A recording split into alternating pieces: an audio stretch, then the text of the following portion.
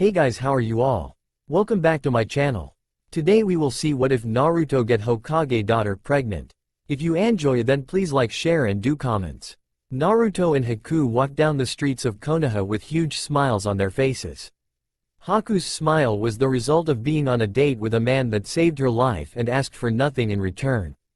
Haku knew that she had strong feelings for Naruto and decided that the outcome of this date would decide if she would romantically pursue a relationship with Naruto. Naruto's smile was due to the fact that he had already had with 3 women and had a child with one of them, though had never actually been on a real date. Well, I did go on that date with Sakura before I had to save Sasuke, but that wasn't so much a date as it was her using me like always, thought Naruto. Haku watched as people stared in awe of Naruto and remembered that his dad was the Yondaime who Naruto looked an awful lot like. Haku looked back at Naruto before letting out a big sigh. "So Naruto-kun, what's it like being the son of the greatest ninja ever?" asked Haku.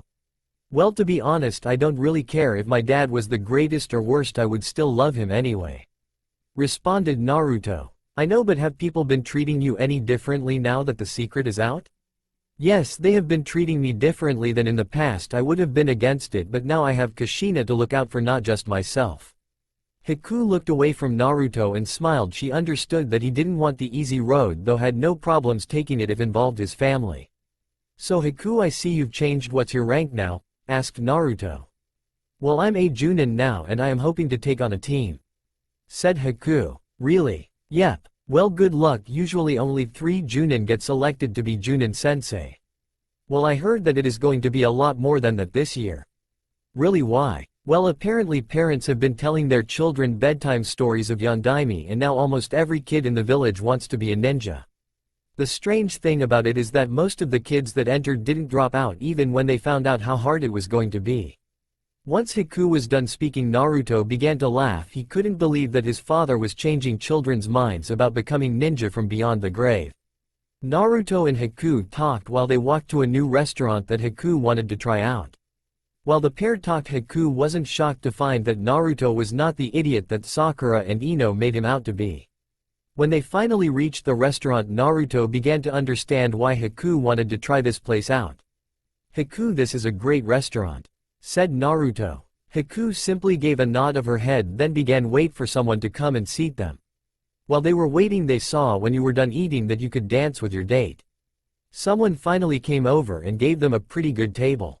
The two ordered their drinks and food, then immediately got back to their conversation, neither one ever knowing they were being spied on by multiple people. With Yugito. Yugito had been following Naruto ever since he left the house. She had almost blown it when Naruto asked her to watch Kushina, but she was able to get out of that one by saying that she had something very important to do. Yugito watched as Naruto and Haku began to get deeper into their conversation.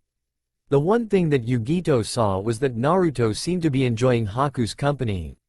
Seeing this date made Yugito begin to wonder how much she actually knew about Naruto, other than he had a huge cock and an even bigger heart. With Suande, Kushina and Jiraiya. Suande and Jiraiya were arguing with each other while attempting not to yell so that they wouldn't wake up the sleeping Kushina, who was currently resting on her godmother's shoulder. "Jiraiya, why won't you leave Naruto alone?" asked Suande. "As his sensei, godfather, father figure, it is my job to watch over my student," said Jiraiya. "Then why did you have to drag me and Kushina with you?" "Suande, I am not going to miss out on research just because of you." "Jiraiya, do you know how lucky you are that I am holding Kushina right now?" Jiraiya didn't bother to answer his former teammate. Instead, he turned his attention back to his prized student. Jiraiya knew that Suande didn't understand why he was so adamant about this, but his greatest book came off of his spying on Naruto and Kana when Kushina was conceived. Suande had no idea why Jiraiya was so interested in spying on Naruto's date, but knew that if he woke Kushina up that he would have hell to pay. With Sakura and Ino. Ino was hoping that a couple of days ago when they were putting Naruto down would be enough to make other girls stay away from him until she could make it up to him for being so mean to him in the past. She had always thought that Naruto was a loser that would never amount to anything, and that was the reason why she and Sakura went out of their way to make him feel bad. Sakura didn't even know why she was here, but knew that she wanted to beat the hell out of Naruto and Haku. She wanted to beat Naruto up because he had actually gotten over her, and this made her angry. Sakura always thought that Naruto would stay head over heels for her, thus giving her confidence in herself.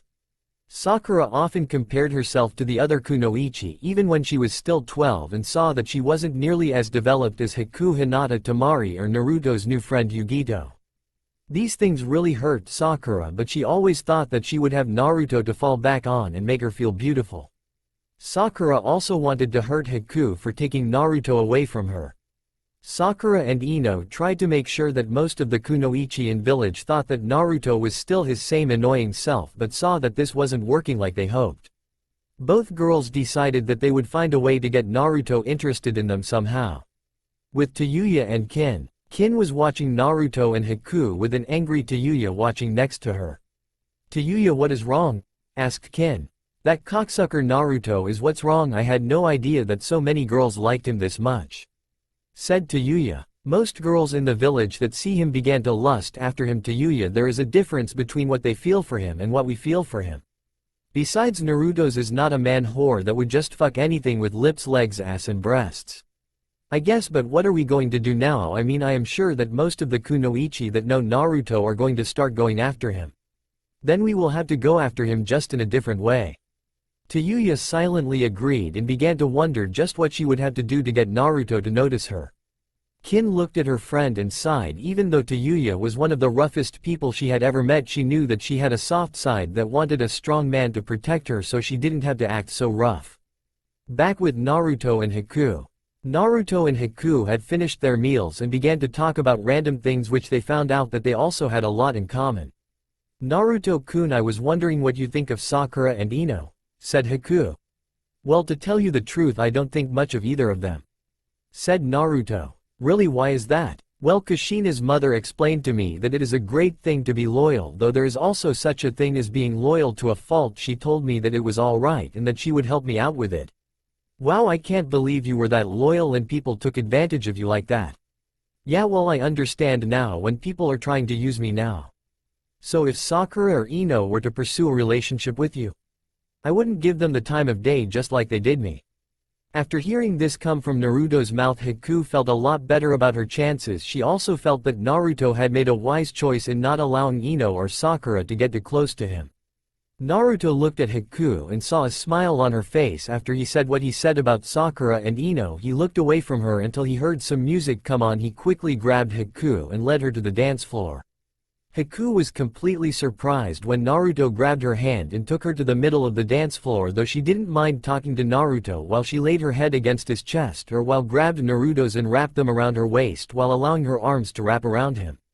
"Naruto-kun, what's it like to have a child?" asked Haku while enjoying the position she was in with Naruto.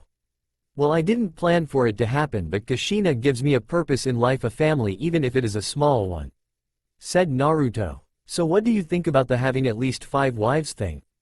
"Well, I don't really mind it. I mean, I'm not really sure that I will find even one woman that is right for me, though I am not afraid to look." "Naruto-kun, do you know most of the girls in the village like you?" "Yes, and did you know that most of those girls put me down when I was younger?" "Well, I had heard things, but I thought they were rumors." "No, they aren't rumors, they were very true, and those girls like Sakura and Ino I will keep at a distance." While Naruto was talking, he never realized that he had tightened his grip on Haku, who did happen to notice. "So Naruto-kun, let me ask you, what would a girl that you took as a wife be like?" asked Haku. "Well, she would have to be kind, have a good heart, be good with kids, and last but not least be able to keep me in line," answered Naruto. "What do you mean keep you in line?" "Well, before Kushina was born I used to act out and do whatever I wanted because I never had any parents to tell me not to. From time to time I still do that, what I meant." "And just how should she keep you in line?" "I don't know really, but I know I don't want a girl like Sakura who will beat you into a coma for the slightest thing." "So what girls exactly do you think you would go for?" "Well, if you really want to know, I would say Yugito, Yukiehime, Temari, Kin, Tayuya and you." Haku blushed heavily when Naruto mentioned her as one of women he wouldn't mind being with, but inwardly was cheering loudly. "What is so special about the girls you named?" asked Haku. "Well, I just find them attractive in different ways." Haku was about to ask what he found attractive about them when Naruto stopped her. "Okay, I have answered a lot of your questions, now I would like you to answer some of mine," said Naruto. "Okay," said Haku. "Why did you ask me out on a date?" Well, to be truthful, Naruto-kun, I wanted to find something out. And have you found this something out? I've begun to. While the date was going smoothly, the spies were becoming more and more interested, angry and jealous. With Yugito. Yugito was so excited that Naruto thought of her as someone he could have a romantic relationship with, but was angry when she heard the other 5 women names. As the Jinchuriki of the two-tailed cat, Yugito was prone to get personality traits from her prisoner, such as being very possessive, and she was also fond of fish. Yugito decided that she would make a move on Naruto soon, and the best way to do that was to get Kushina to love being around her instead of just like being around her. Nibi's Jinchuriki smirked before she decided to head back to Naruto's house for the rest of the night. Naruto soon thought Yugito as she took off. With Sakura and Ino. I can't believe this. Naruto not only didn't name either one of us as woman he would like, but he told Haku that he was going to keep us at a distance. Said Ino. I know, and where does Naruto get off saying that I hit him for the slightest thing? I don't hit him that much. Right, Ino? Asked Sakura. Well, actually that was probably the only thing that Naruto said that I agreed with. What? Not you too. I don't hit Naruto that often. Sakura, you hit Naruto so often that I thought that you would have to go rehab. I don't care, I have a date with Sasuke-kun tomorrow, so I should stop wasting my time watching that baka. Both girls nodded to each other and decided to go their separate ways for the night. With Tayuya and Kin. Kin was doing her best to restrain her friend from jumping down and raping Naruto after what they had just heard, that he wouldn't mind having a relationship with both of them. See, I told you that he would like us, Tayuya. Said Kin as she wrestled Tayuya to the ground. Then let me up so I can show that ass monkey how much I like him. Grunted Tayuya. No, Tayuya, raping Naruto is not the way to get a relationship with him. As Tayuya continued to struggle, Kin began to think about what she was going to do attract Naruto. Kin looked down at the struggling Tayuya and thought that it would be best if they went back to their apartment for the night, so Kin quickly pressed a pressure on Tayuya's neck that knocked her unconscious. When Kin finally got Tayuya to settle down, she picked up her friend's limb body and took her home so she could rest. Don't you worry, Naruto-kun, once I find a surefire way to have you, you're mine, thought Kin. With Jiraiya and Suande. Suande looked down at Kushina and was amazed that she could sleep through all of Jiraiya's perverted giggling. Suande looked over to see Jiraiya scribbling things down in his little notebook. She began to grit her teeth, and just as she was about to hit him, she felt Kushina began to grip her shirt. Jiraiya looked back and saw that his goddaughter had unknowingly taken care of his teammate for him. He then turned back to the date in front of him. Naruto, you dog, that's my student, you're so much better at helping me with my research than your father ever was. Said Jiraiya. You know, Jiraiya, Naruto would kill you if he found out that you took his daughter on one of your researching adventures, right? Said Suande. Well, I never said that you two had to come along. Well, you know what, Jiraiya, I am cutting you off for the rest of the night. What? Why in the hell are you doing that? Because Naruto deserves to have fun without his sensei spying on him, so for the rest of the night you spy on Naruto. Okay, Suande, I understand, I will see you later. After that was said, Jiraiya quickly jumped away from Suande and surprisingly the other direction from the hot spring.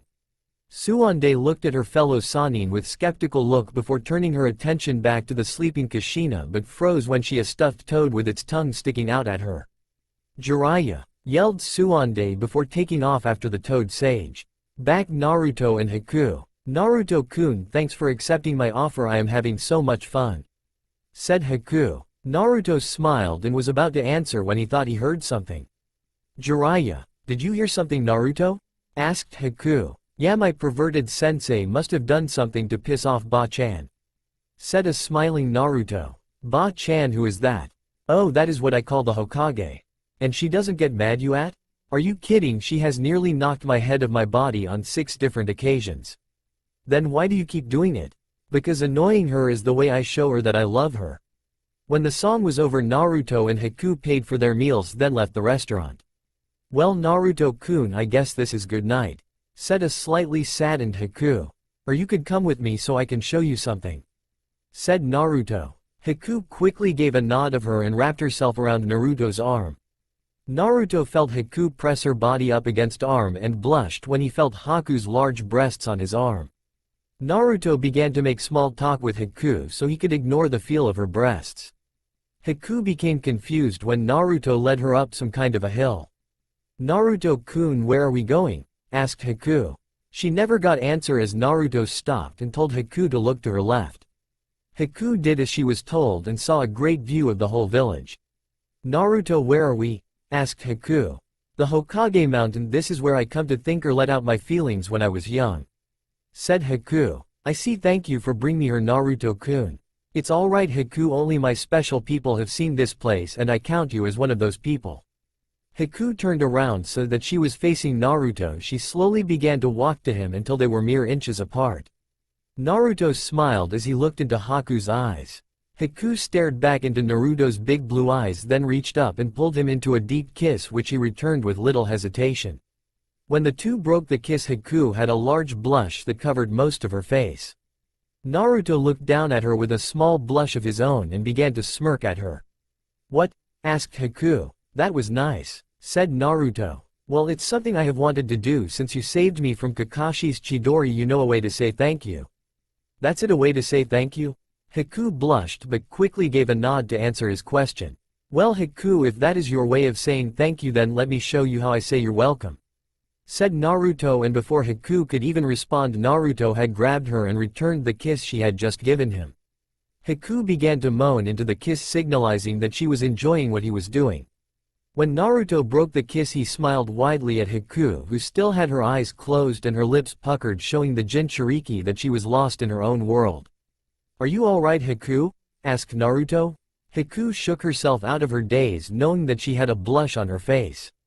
"I am fine Naruto-kun," responded Haku. "Good, because I should be getting you home," said Naruto. "Yeah, that sounds like a good idea. With Jiraiya and Kushina." Jiraiya winced when he heard Suande yell out his name and knew that the beating she was going to give him was going to be indescribable for stealing Kushina. Jiraiya quickly ran to the hot springs entrance, where he knew that most women came out at this time to go home for the night, and quickly put his plan into action. When Jiraiya saw a group of women come out of the hot springs, he quickly acted as though he was about to enter himself. Jiraiya began to hum when the women ran toward him, commenting on how cute the sleeping Kushina was. "Yes ladies, she is very cute, isn't she?" asked Jiraiya. "Is she yours?" asked a random woman. "Why no, she isn't, she's actually the granddaughter of the Yondaime and the goddaughter of yours truly." The girls gasped as they realized just exactly who this child was. "So you mean that she is Naruto Uzumaki's daughter?" asked another random woman. "That's right, and like her grandfather and father before her, she will be learning under me," said Jiraiya boastfully. The women began to swoon over Kushina while continuing to ask questions to Jiraiya, who was far too busy looking at their breasts to answer any of their questions. Jiraiya smiled as he continued to ogle the swooning and silently thanked Kami for his goddaughter's cuteness. Things seemed as though they were only going to get better when Kushina opened her eyes, revealing the same big blue eyes her father and grandfather were noted for. "Oh, she's waking up, look how adorable she is," said a woman. Kushina looked around a little confused at where she was, but then she looked up to see her godfather smiling back at her. She immediately giggled and began to bounce up and down in her godfather's arms, which only made the women attract to her even more. Jiraiya couldn't believe that Kushina could get him this much action and made a mental note to hint to Naruto that he could watch her whenever he needed.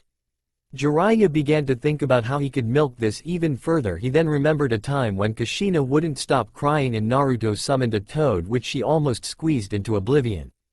Jiraiya smirked and patted himself on the back for his brilliant, then quickly summoned a toad the size that Gamakichi used to be. He then ordered the frog to hop into Kushina's view.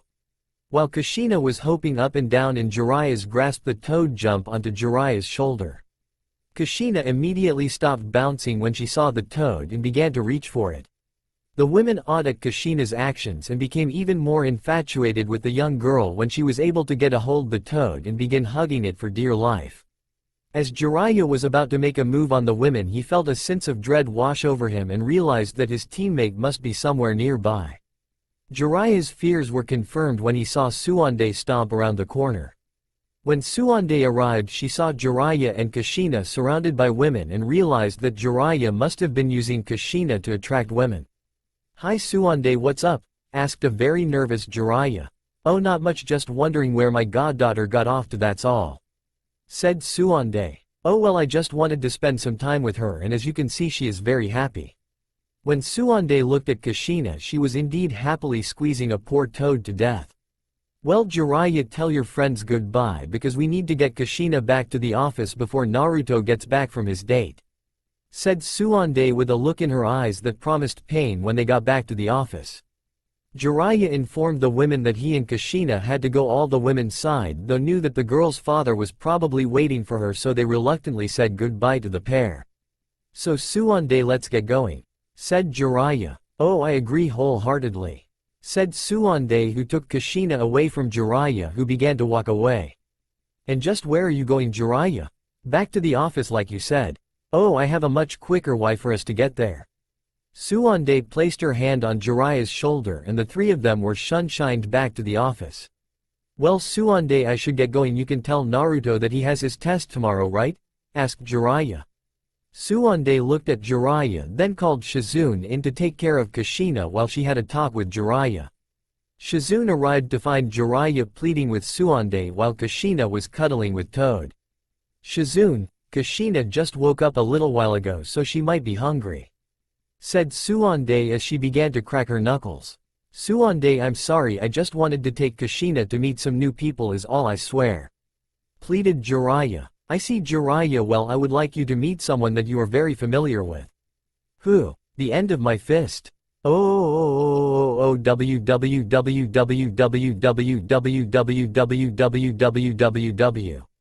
With Naruto and Haku. Haku and Naruto were walking down the streets holding hands when they heard something that sounded as though someone was crying out in pain. As Naruto and Haku continued their conversation, Naruto noticed that they were coming toward the Hokage Tower. Hey Haku, I didn't know that you lived past the Hokage Tower, said Naruto. Yeah, I do. Is that a problem? Asked Haku. No, actually it's great. See, I left Kushina here with her godparents so we can pick her up on the way to your home if that's alright with you. Of course it's alright. Naruto and Haku walked into the tower past the Anbu and knocked on Suade's door. The two waited until they heard Suande give them permission to enter.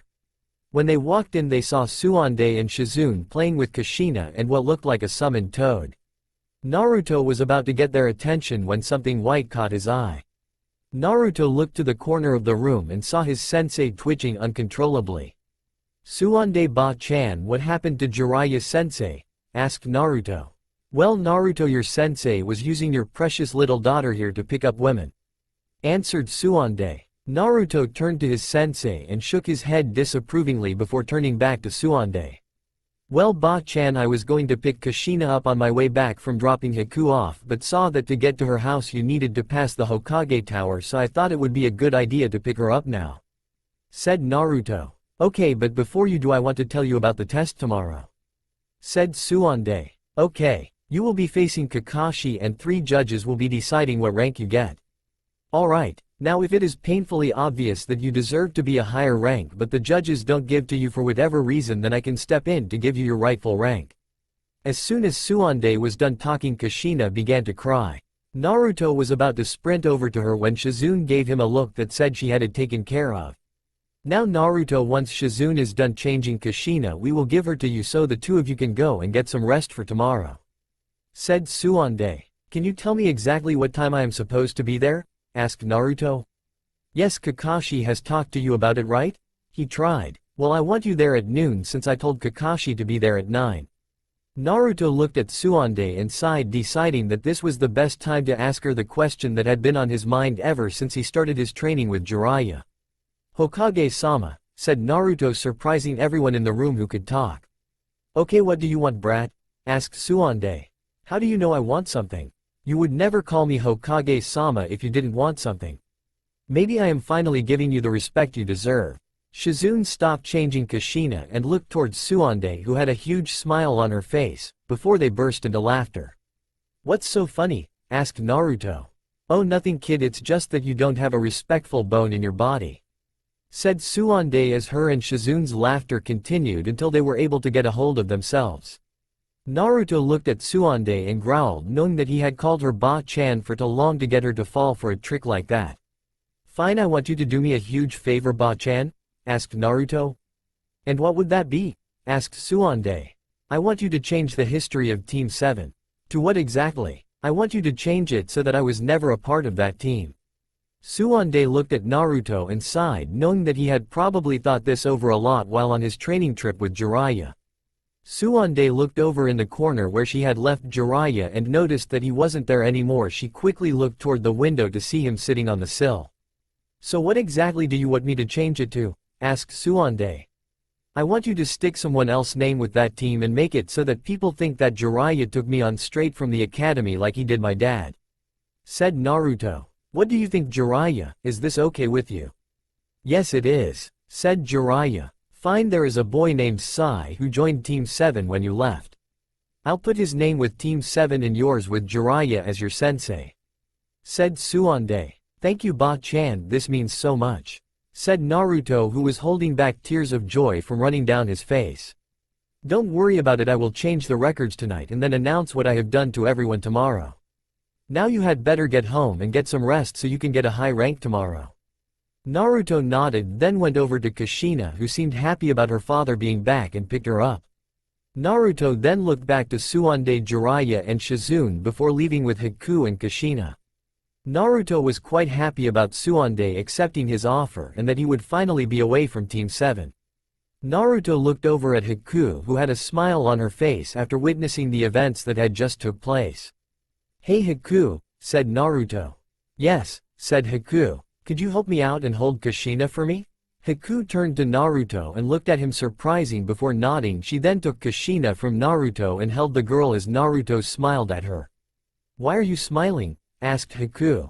"Oh, no reason at all," said Naruto. The two walked a couple of blocks before they reached Haku's apartment. "Well, I guess this is good night, Haku," said Naruto. Haku responded by quickly rising onto her toes and kissing Naruto, who was very happy that she could resist the urge to wrap her arms around his neck since she was holding Kushina. Haku finally broke the kiss. She stroked Naruto's whisker marks lovingly, causing him to shiver. Haku smirked and began to walk inside her apartment before a hand on her shoulder stopped her. She looked back at Naruto with smirking. "Haku, I'm sure it feels natural, but I am going to have to take Kushina back from you," said Naruto. Haku looked down and blushed, realizing that she was about to take his daughter without even realizing it. "Naruto-kun, before I give her back to you I want to know something," said Haku. "What's that, Haku?" asked Naruto. "Do you mind if I come and watch your match against Kakashi?" Naruto smiled, then bent down and took Kushina back, then kissed Haku. "I don't mind at all, besides I will need an extra set of eyes to watch Kushina to make sure she doesn't get in trouble," said Naruto before walking away and leaving a blushing girl behind. Naruto yawned and saw that Kushina was tired as well, so he decided to shunshin back to his house instead of walking. Elsewhere, a man with a spiraling orange mask that led to the right eye sat at a desk as though he was waiting for something or someone. Suddenly the door to his office opened to reveal a man with red with circles on them. "So you have finally come to report to me, have you, Pain?" said the man. "Yes, Madara. Well, exactly what have you found out about the Nibi and Kyuubi Jinchuriki?" "Well, they are far stronger than we expected them to be. The Nibi Jinchuriki could probably give most of our members a run for their money, plus she is protected by the Kyuubi Jinchuriki." "I see, and what about the Kyuubi Jinchuriki?" "He wouldn't be able to defeat you or me right now, but could give you a better fight than the Shodem did, even though you lost that fight." Madara quickly glared at Pain from behind his mask, then quickly rose up and slammed him against the wall. "Well, it is a good thing I am a lot stronger than when I fought that pathetic Hashirama Senju," said Madara. "Yes, I guess it is," responded Pain. "Now if that's all, you may leave." "Actually, what? I wanted to know the reason you want us to capture the daughter of the Kyuubi Jinchuriki? I mean, I don't for one second believe that you actually care for that girl's well-being. First of all, you misunderstood me. I said kill the girl, but capturing her was just as good, I guess." "Why?" Madara walked around to the front of his desk and looked at Pain before deciding what to do. "Okay, Pain, I trust you more than I do anyone else around here, so I will tell you. When I was younger, before I was banished from the Uchiha clan, I came across a scroll that was written in blood, a so-called prophecy," said Madara. Pain looked at Madara with great interest as he began to wonder what was on the scroll that could have to do with the daughter of the Kyuubi Jinchuriki. "I can tell that you are interested, just as interested as I was when I first came across the prophecy, but when I opened it I was overcome with fear for the first and only time in my life," said Madara. "Well, Madara-sama, what did the prophecy say?" asked Pain. The prophecy said, and I quote, "The firstborn child of the Jinchuriki of the nine-tailed fox would grow into womanhood and kill the one known as Madara Uchiha." Me, do you have any idea how that feels to know that someone has already predetermined when you are going to die? Asked Madara. Madara, it could have been fake. No, this was no joke, this was a real prophecy. I should know, I've seen 8 of them in my lifetime. So why didn't you tell us that you just wanted the girl dead? Well, I thought that if we captured her we could lure her father here, take his beau, then kill her, but I have decided to go back to my original plan. Very well, is there someone you would like me to send after the child? Yes, there is. Send the immortals to deal with her, but make sure that Hidan does not kill either the Nibi or Kyuubi Jinchuriki. Pain stared at Madara a little longer before leaving the room to inform the immortals of their job. Madara watched as Pain left the room, and with every step he took became more confident that Kakuzu and Hidan would take care of his only fear. Kukakuku. Kushina Uzumaki, you won't grow old enough to kill me, thought Madara as he continued to work out his plans for after he got the last 2 beau. With Suande and Jiraiya. Suande and Jiraiya were sitting in Suad's office drinking sake and talking about important things, namely Naruto. Jiraiya, there is something I wanted to know? Asked Suande. What is it? Questioned Jiraiya. Well, when Naruto was describing the kind of girls he would go for, I saw you bowing your head. Why was that? Because he wasn't just throwing out random things, everything he said, described Kana. Explain to me how they met. Jiraiya. Flashback. Jiraiya had just left Naruto alone so he could practice his new Rasengan. Stupid arrow Sennin, he should at least be helping me with this, yelled a frustrated Naruto. Naruto stood in front of a tree and began to charge his Rasengan when he heard a battle cry. Being the curious person he was, Naruto decided to go and investigate. Naruto arrived to see a very beautiful girl with red hair that reached her butt, with large C-cup breast, bright green eyes, and an athletic build from years of being a serious kunoichi fighting off what appeared to be Iwa ninja. Naruto watched as the girl used her sword to cut down 2 ninja and hold off another 2. We thought you died, Red Storm, but it seems that you just moved to a different village after your yellow flash died, said Iwa ninja. I am not this Red Storm as you keep calling to me, I am Kana Habara, said Kana. The 8 remaining ninja didn't pay attention to her at all as they began to attack her and slowing wearing her down. Kana knew she was fading fast as she stabbed another ninja in the gut before decapitating him, but before she could recover she was hit in the chest with a large rock, sending her to the ground. Kana hit the ground and coughed up some blood, then attempted to get up, though was only able to get to her knees. One of the Iwa ninja walked toward her, bent down with a perverted leer on his face while giving her the once over. If you give us a kiss we might let you live, informed said Iwa ninja. The response he received was Kana spitting blood in his face before she was slapped to the ground. The ninja began to surround her with evil smirks on their faces while laughing at what they were going to do to the girl. Boys, let's have some fun, said one ninja. As one ninja made his advance on Kana, she closed her eyes and silently began to cry until she heard someone scream in pain. Kana opened her eyes and saw that there was a man between her, the Iwa ninja. Oh great, a hero that thinks he needs to help the poor helpless kunoichi. Now he will probably want a reward or something perverted like that, thought the slightly peeved kunoichi. While Kana was cursing and thanking her luck at the same time, the Iwa ninja were scared completely out of their minds at the new arrival. I don't believe it, he came back from the dead to protect his wife, or maybe it's a ploy by the kunoichi to save her own skin, said Iwa nin. The other weren't as sure as their friend was, and though they didn't run away they weren't eager to fight this new foe either. I am telling you that it is one of her tricks, watch, said the same ninja as before. The ninja turned toward Naruto with a kunai in hand. He then began to charge him. When he reached and stabbed Naruto, the others began to get their confidence back until they saw him disappear in smoke. Hey, it was a shadow clone, yelled a ninja from behind. They all began to look around for Naruto until they saw him standing next to the man that had tried to kill him with a familiar blue spiraling orb in his hand. The other Iwa ninja watched on in horror as Naruto hit the man in the chest with a doubly charged Rasengan, killing him instantly. Once his first opponent was taken care of, Naruto turned back to the other ninja and charged another Rasengan. Do you want to die? Asked Naruto. The rest of the rock ninja quickly ran off, yelling about the return of Konoha's yellow flash. Naruto watched as they ran out of sight, then he turned his head to the girl that he rescued. Naruto saw that the girl attempting to get up and rushed over to her. Hey, are you okay? Do you need any help? Asked a concerned Naruto. So what do you think, you are big stuff since you saved me? Asked Kana. Naruto looked at the girl confusingly until she was able to get back to her feet triumphantly. You see, I didn't need any help, I just needed a rest is all. She said cockily until she began to fall backwards. Hey listen, I know you don't need it, but let me help you, said Naruto. So you can brag about to your friends about how you saved a weak kunoichi? Asked Kana. Is that what you think? Isn't that what you think? Not at all, actually. I was watching most of your fight from the bushes and I know that you are plenty strong to take down a lot of shinobi. Kana looked at Naruto's eyes and saw no hint of deception. Kana looked away from Naruto and allowed a tiny blush to pass over her cheeks. I'm sorry, said Kana. It's alright, said Naruto. So what now, blonde? I have a name, you know. Really, what is it? Naruto Uzumaki. I see, well, I like calling you blonde better. Alright then, I am going to call you red from now on. I have a name as well, thanks for asking. Kana Habara. I must already be famous, huh? Actually, remember when I said that I had been hiding in the bushes? Kana remembered that he said that earlier and began to feel completely foolish for letting her mouth run before thinking. Kana was trying to get over her own embarrassment when she felt herself being lifted into the air. Hey, what are you doing, blonde? Asked the slightly enraged kunoichi.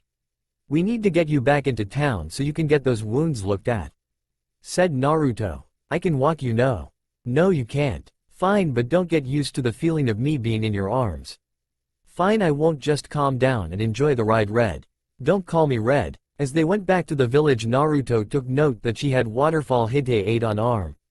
They quickly arrived at the hospital, and as Naruto dropped Kana off on thing ran through both of their minds. I wish that walk wasn't so short because I was enjoying that, thought both ninja. Neither ninja noticed a certain white-haired old pervert writing down things on his notepad. End flashback. So what happened when they got to the hospital? Sorry Suonde, only one bedtime story a night. Jiraiya quickly laughed, then finished off his sake before waving goodbye to his friend and jumping out of the window. Suonde stared at the window before letting her thoughts drift back to the story she had just heard, then remembered that the story she just heard was similar to how Minato and Kushina's relationship started. Suonde smiled and shook her head at the memories before standing up. Suonde walked to the door and turned the lights off with only one thing on her mind. If history serves correct, then Kushina will be a rough tomboy before growing into a beautiful woman, then fall in love with a handsome blonde man destined for greatness, thought a giggling Suonde. With Naruto and Kushina. Naruto and Kushina arrived at the house to see Yugito sitting on the couch reading a scroll on lightning and fire jutsu. Naruto was about to ask Yugito what jutsu she was on when Kushina began to cry. Oh, I'm sorry honey, you must be hungry, huh? Asked Naruto. There is a bottle already made, just warm it up, said Yugito. Naruto nodded and went to get the bottle while trying to settle his crying daughter down. Naruto quickly heated the bottle, then dabbed a little of the milk on the back of his hand to make sure that it wasn't too hot. Naruto decided that the milk was just warm enough to give to Kushina, who was still crying, until he put the bottle in her mouth. Naruto watched as his daughter drank the milk, then decided that after Kushina was done and he burped her that he would go to bed. Naruto walked into the living room past Yugito, then upstairs to his room. When Naruto arrived in his room, he put Kushina down in her crib, then went to lay down in his bed before thinking about Haku and his test against Kakashi. I wonder how I will do against Kakashi, thought Naruto. You know exactly how you will do, you're going to wipe the floor with that jerk, said a voice. Kyuubi, what do you want? I want to know, have you made a decision yet? I don't know. Naruto looked over to Kushina and saw that she was almost done with her bottle, then made a mental note to burp her when she was done. I don't understand you humans, when demons get an opportunity to protect our young we take it without hesitation, but humans have to take time and think it over, said Kyuubi. It's not that I don't want to protect Kushina, it's just that I don't want the very power that I am using to protect her to come back and hurt her, replied Naruto. Foolish human, your father made the seal for a reason. Once I gave you my power, the seal would do its job and purify my chakra, then it would become your chakra. Fine, I will have a decision for you by the end of the week. Is that okay with you? That's fine with me. When Naruto ended his conversation with the Kyuubi, he saw Yugito walked into their room and blobbed down on the bed, then stared at Naruto. Naruto, are you okay? Questioned Yugito. Yeah, why do you ask? Asked Naruto. Well, you seem a little I don't know distracted. Well, now that you mention it, I am a little worried about tomorrow. What's tomorrow? Oh, that's right. I never told you. Well, I'm going to have a placement test to see where I would be ranked since I have been gone for so long. So what's the problem? I don't know, it's just that I stopped by Ba-chan office and asked her to make Jiraiya my sensei since I left the academy.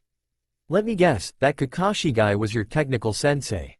That's right. Well, the only thing I can say to you is stand by the decision you made and everything else will be just fine. Naruto looked at Yugito, then laughed at her advice, knowing that she got it from a book she had read somewhere. Naruto then stood up and walked toward Kushina's crib and saw that she was completely done with her bottle. Naruto smiled at his daughter, then grabbed the towel that he used to burp her and threw it over his shoulder. Naruto quickly picked Kushina up, then walked over to the bed and sat down next to Yugito, then began to pat Kushina's back. So I was wondering why I wasn't invited to go to your little placement test? Pondered Yugito. Well, to be truthful, I didn't think you would want to go, said Naruto while doing his best to get Kushina to burp. Well, are you going to invite me to come with you to your test? Why you should just come now that you know about it. I am a lady and you should still invite me. Nope. Naruto began to laugh at Yugito when he heard Kushina finally give a small burp. Now that's my big girl, said Naruto. Naruto got up and put Kushina back in her crib, where she gave a loud yawn, then smiled at Naruto before he went to lay down with Yugito. Well, I guess I have no choice but to go with you tomorrow, Foxboy, said Yugito. Okay, just don't stay mad till long, kitten, responded Naruto. Yugito simply growled and shifted towards Naruto so that her back was facing him. After Yugito got settled, she smiled, knowing that she didn't really mind the nicknames Naruto came up with for her. Yugito actually only called Naruto Fox names because she knew how much he hated it. Next day, Naruto groaned as he woke up to the sounds of someone giggling. Naruto sat up and waited for his vision to return to him. He leaned over to the clock and saw that it was 10 o'clock, which meant he slept in. When Naruto's vision completely returned to him again, he looked to his right, then saw Kushina on the changing table, naked from the waist and giggling. Naruto let his gaze follow to what Kushina was giggling at and saw Yugito covered in baby powder, about ready to lose it. Naruto looked at his friend before he followed suit and laughed at her along with his daughter. Yugito looked over at Naruto, only to see that he was laughing at her. What are you laughing at, huh? Asked Yugito. Do you need to ask? Questioned a laughing Naruto. Well, if you're so smart, let's see you change her. Naruto stood up and rubbed the remaining sleep out of his eyes before creating a shadow clone. After Naruto created a shadow clone, the clone ran into another room to find something. When it found what it was looking for, it came back into the room. Yugito looked at the clone and saw that it was holding a stuffed fox toy, which she assumed was the toy Naruto was speaking of when he mentioned her favorite toys. Yugito watched as the clone held the toy over Kushina, who was attempting to get at it, not even realizing that her father was changing her diaper. When Naruto was finished, he dispelled the clone, which allowed the toy to fall into Kushina's grasp. Naruto picked Kushina up, but not before the two got one last laugh in at Yugito. Hey, maybe you should take a bath, said Naruto. Yugito didn't even bother to respond and quickly left the room to hide her slight anger and embarrassment for being defeated by a child. Naruto looked back at Kushina, who was much more interested in her toy than her father at the moment. Well, kiddo, let's get you ready for today, said Naruto. Naruto looked around for the clothes that he left out for Kushina the night before and was surprised when he couldn't find them. Naruto quickly sat Kushina back on the changing table and began to tear the room apart looking for the clothes he left out for her. Kushina held her stuffed toy close as she and her toy watched her father tear apart the room. While Naruto was searching for Kushina's clothes, Yugito had just finished with her bath when she realized that she had forgotten to bring fresh clothes with her. Maybe I should just wear these old clothes out until I get back to the room, said Yugito. Yugito began to put her old clothes back on when an idea struck her, and instead of put her clothes on, she decided she would just go into the with a towel on. This will teach you to laugh at me, Naruto, thought Yugito. While Yugito was plotting her revenge, Naruto was starting to become desperate. No matter where he looked, the girl's clothes just seemed to be lost. Naruto became so focused on finding Kushina's clothes that he never noticed the half-naked Yugito walk into the doorway. Yugito watched as Naruto glanced at her before going back to searching for the clothes. Naruto, don't you see me here? Asked Yugito. Yes, I see Yugito, and you are very why, though right now I have to find Kushina's clothes. Said a confused Naruto. Fine. Yugito walked toward her closet and picked out her clothes for the day. When she was done changing, she decided to explore the house with Kushina. Yugito picked up Kushina and walked out of the room with a light smile on her face. Naruto glanced and saw that Yugito had taken Kushina with her but didn't mind at all, seeing as how he trusted Yugito with Kushina. 1 hour later, Naruto had found some of Kushina's clothes in her crib. Now I wonder how these clothes gotten in there, pondered Naruto. Naruto put the clothes on the bed, then just to be safe made a shadow clone to watch over them until he got back. Naruto wandered downstairs hoping that the two girls would be in the living room or perhaps the kitchen. When he saw they weren't in either of these places, he continued his search to another part of the house. Naruto knew that his father's old house was big but never thought that it was this big. Naruto began searching the west wing of the house when he saw a door open. After he stepped through, he saw pictures of his dad hanging on the walls. Hey Yugito, what's up? Asked Naruto. Oh, nothing, just showing Kushina some pictures of her grandfather among other things, said Yugito. Yugito smiled toward Naruto and turned around so that he could see her front. What in the hell is she wearing, Yugito? Yelled Naruto. With Suande and Shizune. Suande was getting herself ready for Naruto's placement test and also the announcement she was going to give about Naruto and Team 7. Suande stopped what she was doing to watch Shizune run around like a chicken with its head cut off, attempting to make sure that everything was done for Suade's short absence. While Suande was getting a laugh from her apprentice's actions, she never saw her old teammate jump through the window and land in front of her door. Suande turned back to see Jiraiya wave at her and immediately thought something was wrong. Who are you? Asked Suande. What do you mean, who am I? Responded Jiraiya. The real Jiraiya never uses my door to enter my office. I didn't use the door, I jumped through the window and landed here. Oh. Suande was about to say something else when a knock on the door turned her attention. Who is it? Asked Suande. Haku. Come in. Suande-sama, how are you doing? I'm just fine, Haku-san. Is there something I can help you with? Yes, I was wondering, since Naruto didn't tell me where the placement test was going to be held, I thought that I could go with you. Suande shook her yes then to Shizune, who was making some last-minute correction to some documents. Jiraiya shook his head at Suande and Shizune before asking the three women if they were ready to get going to Training Ground 7. As Jiraiya and the three women walked to the testing site, Shizune and Haku got to know each other while taking turns treating Jiraiya, who continuously tired to make passes at women with Suande standing next to him. When the four arrived at the training field, they saw the Konoha 11 with their senseis plus the Konohamaru Corps along with Tamari, Tayuya, Hanabi and Kin. What are you all doing? Asked Suande. Well, Kakashi said he was fighting the Dobi, so we all decided to come and watch while he embarrasses him, said Sasuke, not noticing that he was getting glares from most of the women except for Sakura, who was staring at him dreamily. Well, Kakashi, I see that you are finally on time for once. Yes, I just figured it out when I arrived as one of the first ones here that you told me to come 3 hours ahead of the normal time that you had scheduled, said irritated Kakashi. Yash, excellent idea Tsuande-sama, now hopefully my eternal rival will start to enjoy being on time from now on, yelled Guy. Guy-sensei, I can't believe that you would want to help your youthfull rival in such a way, yelled Lee. Of course Lee, you should always do youthfull best to help everyone out. Guy-sensei. Lee. Guy-sensei. Lee. Everyone quickly closed their eyes to avoid seeing the two green-glad ninja. Hey old woman, where is Naruto-ni-san anyway? Asked Konohamaru.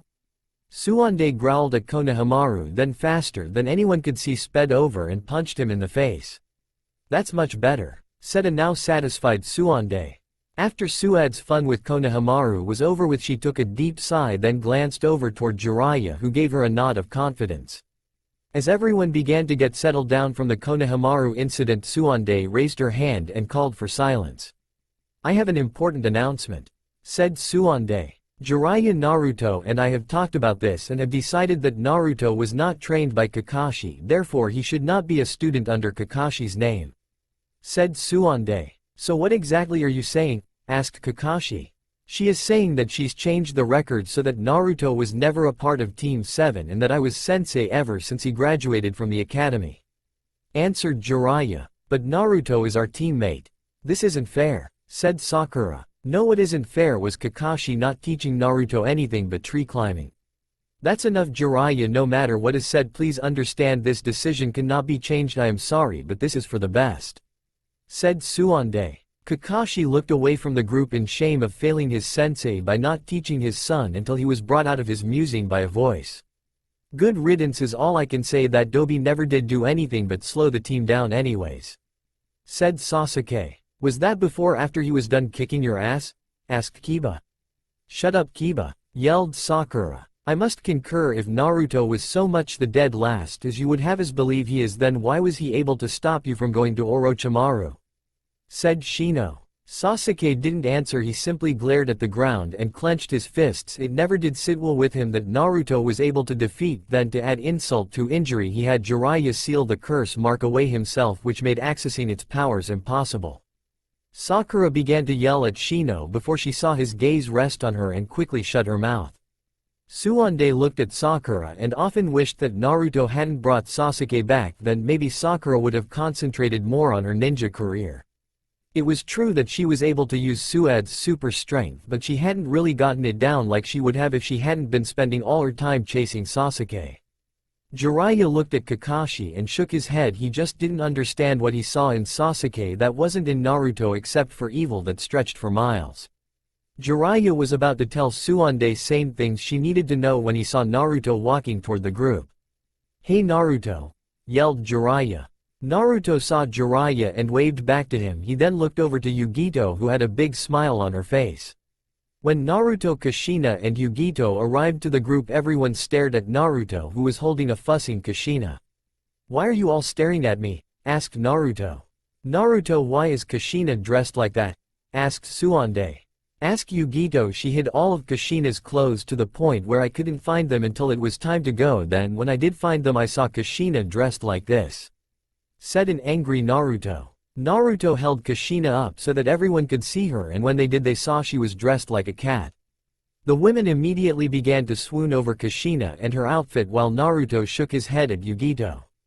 Alright, that's enough, let's get this test started, said Naruto. Fine, if Naruto, Uzumaki, Namikaze and Kakashi Hatake would please step forward, announced Suande. Naruto turned to Yugito, who was still laughing at the expression that Naruto had on his face. Since you dressed her like this, you keep an eye on her, said Naruto. Naruto and Kakashi walked toward each other and waited for Suande to explain the rules. First, let me say that whether you win or lose Naruto is not the deciding factor to where you are placed. It is determined by what the judges see and think about your performance. Next, I can and will stop the match when I think someone cannot continue, and I am not to be argued with. Do you both understand? Asked Suande. I got Ba-chan, said Naruto. Understood, Suande-sama, said Kakashi.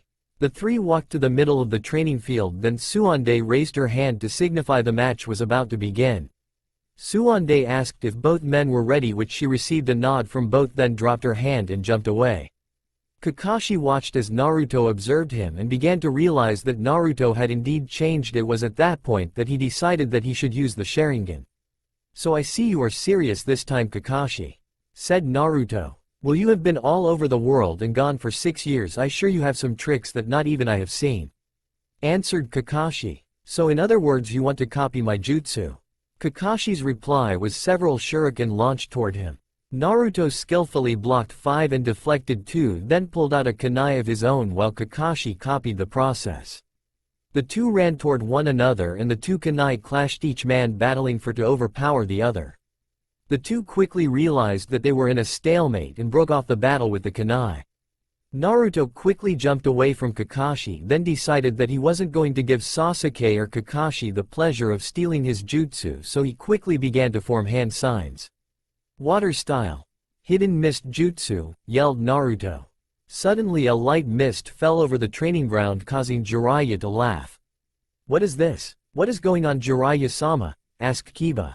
Oh, nothing, Naruto just created this mist so that the Sharingan couldn't copy any of his techniques, said Jiraiya. Kakashi saw that no one besides Naruto could see his face, so he decided to pull his mask down so they could perform certain jutsu.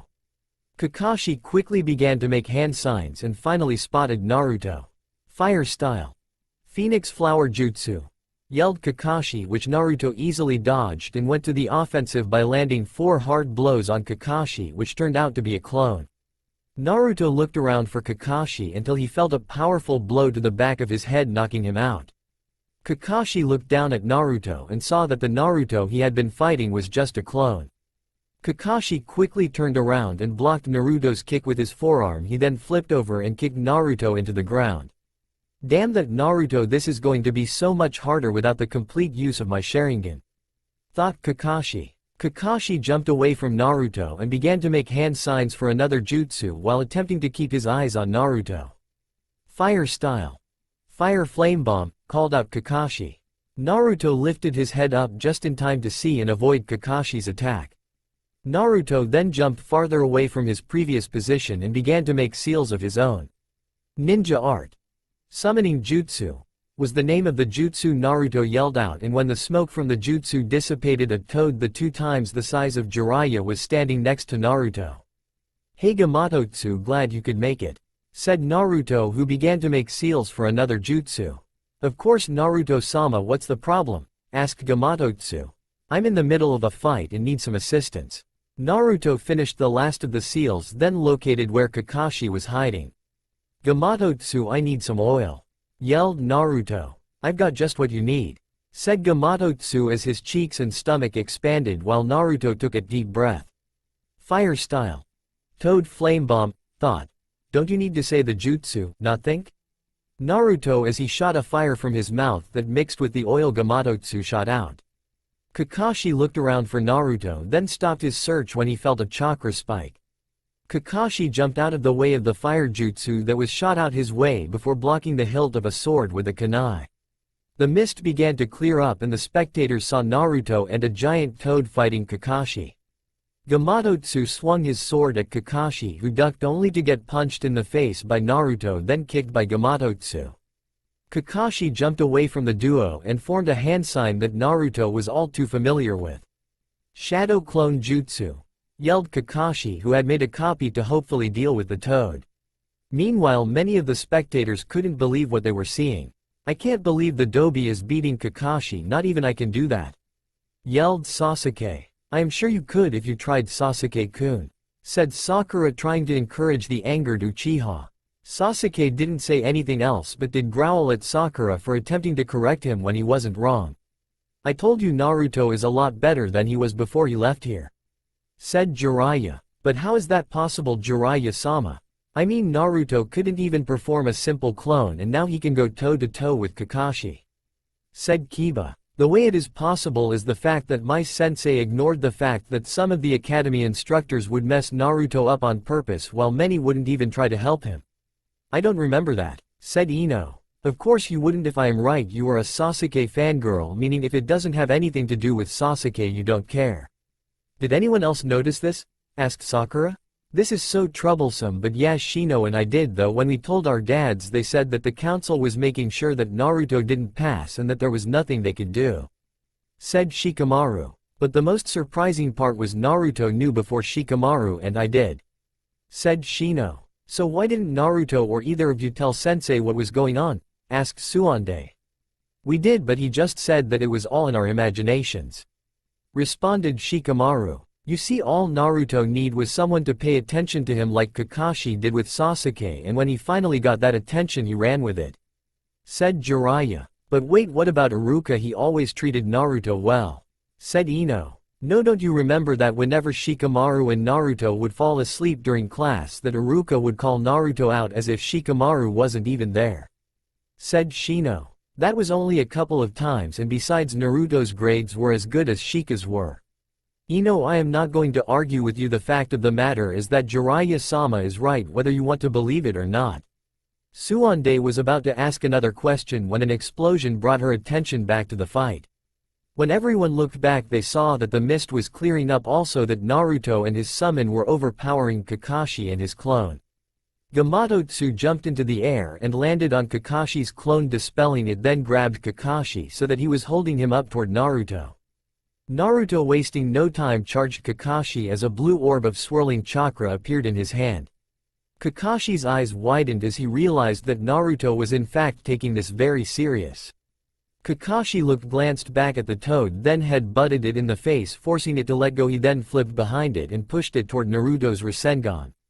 Naruto watched as Kakashi pushed Gamatotsu toward him and smiled as he ran through the toad, then laughed as it dispelled.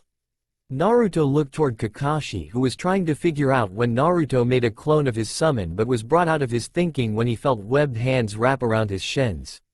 Kakashi looked down and saw that Naruto's summon had been hiding the entire time and Naruto had been moving him to this spot.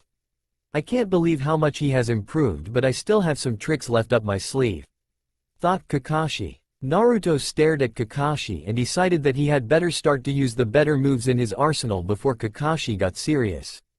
Kakashi pulled a kunai out and cut the summon's hand, causing it to dispel, then brought out a scroll and smeared some blood over it before slamming it into the ground. "Ninja art, earth style. Fang pursuit jutsu," yelled Kakashi. Naruto looked around as he felt the ground began to shake, then yelled out in pain as he felt something bite him in the legs, shoulders and arms. Back on the sidelines, Yugito, Suonde, Shizune and Haku attempted to calm the crying Kushina down after she heard her father yell in pain. "You see, I told you that Dobi couldn't beat Kakashi, even his pathetic daughter is ashamed of him," said Sasuke, who quickly dodged a fist from Yugito. "Watch what you say, Uchiha," said Yugito. "Don't let him get to you, Yugito, they're just words, and besides Naruto hasn't even begun to get serious yet," said Jiraiya. "How can you be so sure, Jiraiya-sama?" asked Asuma. "Because Naruto hasn't even brought out any of the SS-ranked Toad jutsu he's learned." Everyone turned back to the fight to see Kakashi facing and talking to Naruto. "Naruto, these are my ninja hounds, they can rip you apart with one word from me," said Kakashi. "Really, I doubt it," responded Naruto. "Fine, but remember I tried to let you off easy." Kakashi jumped farther back, then began to hand seals for his most famous jutsu. Naruto watched as Kakashi began to perform the seals to a jutsu he had grown so tired of seeing. "Chidori," said Kakashi. Naruto stood and watched as Kakashi finished charging his Chidori, then began his dash toward Naruto. Everyone watched as Kakashi closed the distance between Naruto and himself in a hurry. Just as he was about to hit Naruto in the shoulder with Chidori, he stopped. "Why did he stop?" asked Sasuke, whose question was answered when the whole area turned into the inside of a stomach. Kakashi looked toward Naruto, who was still captured by his ninja hounds, and thought that Naruto couldn't possibly have done this until he heard Naruto explain. "Ninja art. Toad mouth trap," yelled Naruto, who was smirking at Kakashi. "What in the world is this?" asked Kakashi. "You're in the stomach of the mountain toad. Welcome Kakashi to the belly of the beast." Jiraiya-sensei said that he had a sensitive digestive tract, so you shouldn't move around much, said Naruto. "I don't know how you were able to do this without hand signs, but as long as my ninja hounds have you in their jaws, there's no escape. Is that right?" Naruto smirked at Kakashi, who noticed that his ninja hounds that were holding on to Naruto were starting to be digested. "I see that you noticed that everything in this stomach that isn't me will be digested, including your ninja hounds," said Naruto. At that moment Kakashi realized that this fight was basically over since he couldn't move and he didn't want this ninja hounds to be digested. "I surrender," said Kakashi. Back on the sidelines, most couldn't believe that Naruto had just defeated Kakashi Hitaki Sharingan warrior. Sasuke watched the fight and was seething with rage. He knew that if he had to he could beat Kakashi, though not the way Naruto did. Most of the Junins were shocked beyond reason that Naruto, the boy no one wanted, was able to beat Kakashi with at least Sannin level moves. The rest of the Konoha 11 also couldn't believe that Naruto knew jutsu that most Junins didn't even know. Everyone was brought out of their thinking when Naruto and Kakashi walked over to the group after Naruto dispelled the jutsu. "Well, Naruto, congratulations on your victory. Now we will find out what your rank will be first, Kurenai," said Suonde. "I think he fought well and deserves the title of Elite Junin," said Kurenai. "What? But that means he would outrank every member of the Konoha 11, yelled Sasuke. "Be quiet, Uchiha. So one vote for Elite Junin now. Asuma, what is your vote going to be?" said Suande. I saw that he has the skills to plan ahead and the charisma to make people follow him no matter even if they outrank him or not, just like my father and his father, so I agree with Kurenai that we should award him the title of Elite Junin, said Asuma. And finally Ebisu, what rank do you think Naruto should receive? I think he should be given the rank of Special Junin, said Ebisu. So that's 2 for Elite and 1 Special Junin, therefore Naruto Uzumaki Namikaze, I hereby declare you an Elite Junin. Naruto smiled, then gave Haku and Yugito a hug before turning his attention to Kushina, who was being held by Jiraiya. Naruto began to laugh as he saw both of them giving him approving looks. He then ran to Jiraiya before taking Kushina back. She then giggled as Naruto gave her a kiss on the nose. Naruto held Kushina while making funny faces at her, not realizing that Guy was approaching. Naruto-kun, that was a great display of power and knowledge. How in the world did you beat my Youthfull rival? Yelled Guy. Naruto, who was too preoccupied with trying to make Kushina laugh, thought he heard Guy say something but decided to make sure. Did you say something, Guy-sensei? Asked Naruto. Curse you, Kakashi, for spreading your coolness to the younger generation. Jiraiya put his hand on top of Naruto's head and smiled proudly at him. Gaki, I am so proud of you, and your parents would be as well, said Jiraiya. Okay everyone, you have the rest of the day off. Report tomorrow for missions, said Suande. Elsewhere, a beautiful black-haired woman sat in a hospital after feeling sick for the past month. I wonder what I have, I just hope it isn't serious, thought the woman. She sighed before walked toward the window and smiling as she looked at the people below. The woman walked back to the bed and sat down right before the doctor came into the room with hopefully the answer to whatever was wrong with her. So doctor, do you know what is wrong with me? Asked the woman.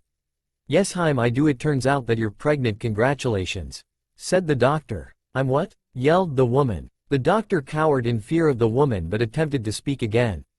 You're pregnant, said the strutting doctor.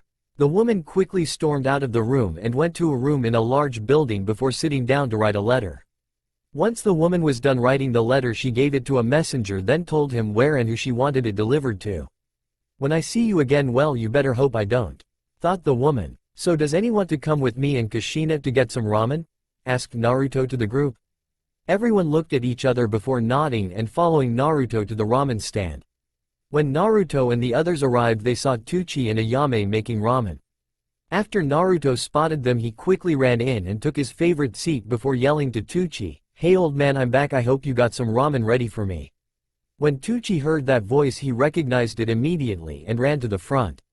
When he arrived, he saw a blonde-haired man sitting in Naruto's seat holding a red-haired child. Naruto smiled at the old man when he saw that Tucci didn't recognize him and asked, "Old man, it's me, Naruto, don't you remember me?" Tucci smiled and ran up to the young man, then hugged him tightly. "Naruto, it's been such a long time, where have you been?" asked Tucci as he watched the rest of the group come in. "Well, Jiraiya-sensei and I decided that we should extend the training mission a little longer," said Naruto. "I see, well, let me go and get some ramen ready for you." Tucci was about to run into the back when he felt something grab his arm. "Actually, old man, I was wondering if you could tell Ayame to come out so that I could introduce you both to someone?" asked Naruto. Tucci gave a nod, then yelled for Ayame to come out. When Ayame came to the front, she saw a hot blonde sitting next to the Hokage. "Yes, Tu-san, is there something you needed?" asked Ayame. "Well, I just wanted you to come out and greet Naruto," said Tucci. "Naruto really, where is he?" "He is sitting next to Hokage." Ayame looked at Naruto, who began to laugh at her along with the baby he was holding. Ayame grinned and ran toward Naruto, who gave Kushina to Suande before Ayame glomped him, much to the chagrin of some kunoichi. After the two were done catching up, Naruto introduced the two Ichiraku to Kushina. "Naruto, this is your daughter?" asked Tucci. "Yep," said Naruto. Ayame walked toward the Kushina and took her from Tsunade. "She's beautiful, Naruto," said Ayame. "Thanks, I think so too," said Naruto while rubbing the back of his head. After Ayame reluctantly gave Kushina back to Tsunade, she went into the back to get some ramen made. "So Naruto, you never told us how you got so strong," said Choji. "Well, Jiraiya-sensei taught me the bulk of what I know, but I also learned from people we meet on our travels," said Naruto. "Like what?" asked Neji. "Well, Kushina's mom taught me a lot of water jutsu since she was from the waterfall," Water jutsu I didn't. You could manipulate water Naruto, said Kakashi. Neither did I, but Kana sat me down and showed me her jutsu. She then explained to me how she did it and what I was doing wrong. Even Jiraiya-sensei lent a hand. So did you learn anything else? Asked Kiba. I sure did. Yugito here taught me how to use fire and lightning jutsu. So what would you say would be your weakest element? Asked Asuma. Earth-style jutsu. I mean, I know a lot of them, but they just don't come to me as naturally as the others do. Well Naruto, all this jutsu talk is nice, but I want to hear more about this Kana, said Tsunade. What did he tell you? Well, he said that you just brought her back to the hospital after you saved her from rock ninja that thought she resembled your mom. What? How did you know about that? Jiraiya-sensei, I never told you. Jiraiya laughed nervously before telling Naruto he needed to get some research done. Naruto watched as Jiraiya ran away from the stand with thoughts of how he was going to kill his sensei later. Naruto was then brought out of his thoughts when Tsunade hit him in the back of the head. Why did you hit me? Whined Naruto. Because you were ignoring me. Now tell the story, said Tsunade. Fine, but only until the ramen is done. Flashback. Kana had been sitting in her hospital room for 3 days recovering from her injuries, which was hard because she was forced to keep beating up the male doctors and nurses for attempting to hit on her. I hate hospitals, yelled a frustrated Kana. You do. What a relief, I thought that it just me, said a voice from the doorway. Kana looked toward the source of voice and saw the same blonde man that had saved her 3 days ago. What do you want, Blondie? Asked Kana. My name is Naruto and I just wanted to make sure you were okay and also to apologize, said Naruto. Apologize for what? Well, I have been so busy with training and that's why I didn't come to see you sooner. You make it sound like I wanted you to come and check up on me. Kana turned away from Naruto so that he couldn't see the blush that covered her face. Even though Kana wouldn't admit it, she had been thinking about Naruto ever since he left her at the hospital. I know, it's just that I wanted to make sure you were alright, said Naruto. Well, as you can see, I am fine, said Kana, who was still facing away from Naruto, hoping that he would stop being so sweet so that she could stop blushing. Well, I just wanted to give you something, since if you're like me you want like the food they serve here. Kana looked back to Naruto and saw that he had brought a scroll out, then set it on her bed, so he unsealed whatever was in it. Look, it's ramen, said a smiling Naruto. You brought me ramen, said Kana. Yep, baka ramen is bad for you. Well, I won't tell if you won't. Well, I guess one bowl of ramen can't hurt one. Mean the food here is just awful. Naruto smiled at Kana as she ate the bowl ramen very quickly. You were really hungry, huh? Asked Naruto. I told you the food here was horrible. I mean, they want people to get better, not worse, right? Asked Kana. Well, let's talk about something else. Like, well, do you know any cool jutsu? Yes, I do know some cool jutsu. In fact, as a reward for saving me, I'll show you some when I get out of here. So where were you headed? Nowhere. What do you mean? I was banished from my village for completing a mission. How can you be banished for completing a mission?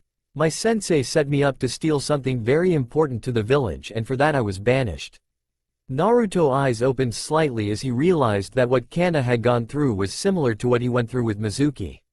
Naruto turned his attention back to Kana, who was still facing away from but could see from the reflection on the window that she was crying. Naruto moved the now empty bowl and wrapped Kana in a big hug. When Kana realized what was going on, she began to struggle against Naruto, who was determined to help her, and if that meant he had to take a couple of blows, then so be it.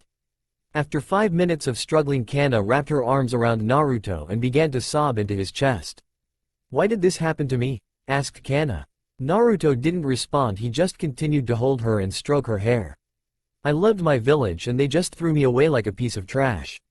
Listen, Red, sometimes bad things happen to good people, but the things that make us ninja is the will to never give up, said Naruto. Stop calling me Red, and how can you talk to me like you know what I am going through? Because I do. I once had a teacher that wanted me to steal something very important from my village so that he could betray us, but with the help of my sensei I was able to see the truth and stop him. I see. I have a question for you. If you were banished, wouldn't they have taken your headband? They tried, but I switched it with a headband without a symbol on it, then put a powerful genjutsu on it to make them believe that I gave them theirs back. So what are you going to do now? I don't know. Well, why don't you come with me at least until you find out what you want to do with your life? Kana looked up at Naruto and knew she had a good feeling about him, though she didn't want to make it seem like she was easy. I'll think about it, said Kana. Well, not to be pushy or anything, but you have until tomorrow morning," said Naruto. "Oh, but if you do decide to go, I just want to let you know that my sensei is very perverted and will try to peek on you." "Really? Yeah, though if he does, feel free to beat the crap out of him." "I don't know, Blondie, I mean, I get that you saved my life and everything, it's just that this would be a big change." "I understand. Well, listen, I will be back tomorrow for your decision, and don't worry, I think you're well on your way to becoming a great kunoichi Red." With that said, Naruto released Kana from the hug and walked toward the door, hoping that she would decide to travel with him.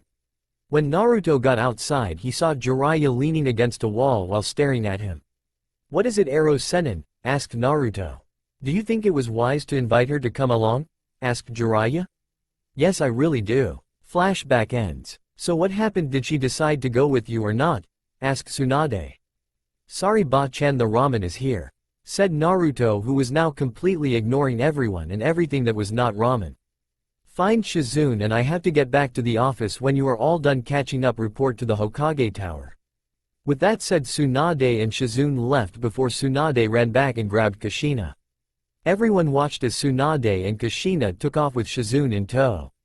"Hey Naruto, Tsunade-sama is taking Kushina with her," said Ino. Naruto never looked up for his meal but still answered Ino's question anyway. "The Sannin are Kushina's godparents, so I don't mind if they take her off my hands for a bit, besides with them she's in the second safest place I know," said Naruto, who had already started on his third bowl of ramen. "So what's the safest place for her, senpai?" asked Moegi. "With me." The group continued to ask Naruto questions about his journey except for Sasuke and Sakura, who were both furious that Naruto had surpassed Sasuke in power, and Sakura decided to make this known. "Why are you all so interested in the Dobi? We all know the only reason he's stronger is because of the demon fox," said a smug Sakura. "You bitch, I should kill you," yelled Yugito. "No Yugito, don't waste your time on Sakura, I don't know what her problem is, but ignore her," said Naruto as he finishing his 10th bowl of ramen and started on another. Yugito looked like she wanted to argue, but a slight glare from Naruto stopped any argument she could get started. "As much as I hate to, I must agree with Sakura, if it wasn't for the fox you would be nothing, and you definitely would not have defeated me without it," said a smirking Sasuke, believing that he had just shot a blow to Naruto's ego and pride, which help him get a step up on the blonde.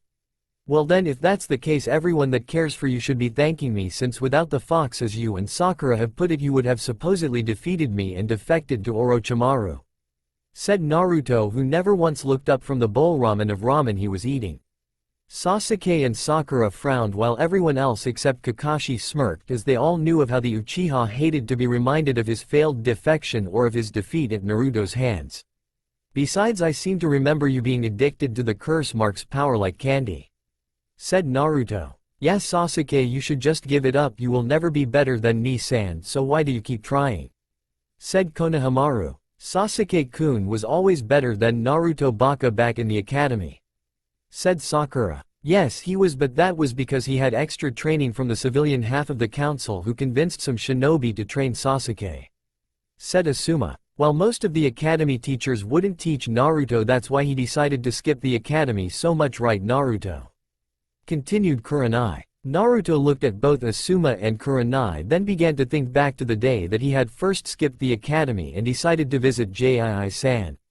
"So I was right, it was you and Asuma hiding in Jii-san's closet that day I skipped class," said Naruto. "What in the world are you talking about, Naruto?" questioned a red-faced Kurenai. "I saw you two making out on Jii-san's desk while the secretary was telling me that Jii-san wouldn't want to see a demon like me when he returned from his meeting." "We were not making out," said Asuma. "Don't try to deny it, I told Jii-san what you were doing while he was gone. It was then confirmed when we heard Kurenai moan while you were still hiding in the closet, causing Jii-san to pass out from blood loss. I then hid under Jii-san's desk so you would think you got away scot-free." Everyone at the ramen stand stared at the two blushing Junins, who for the life of them tried to deny Naruto's claims, though knew they were completely true. Kurenai was so angry that she couldn't stop blushing and hoped that this would go away soon. Naruto saw the looks both of them were sneaking each other and couldn't resist teasing them a little more.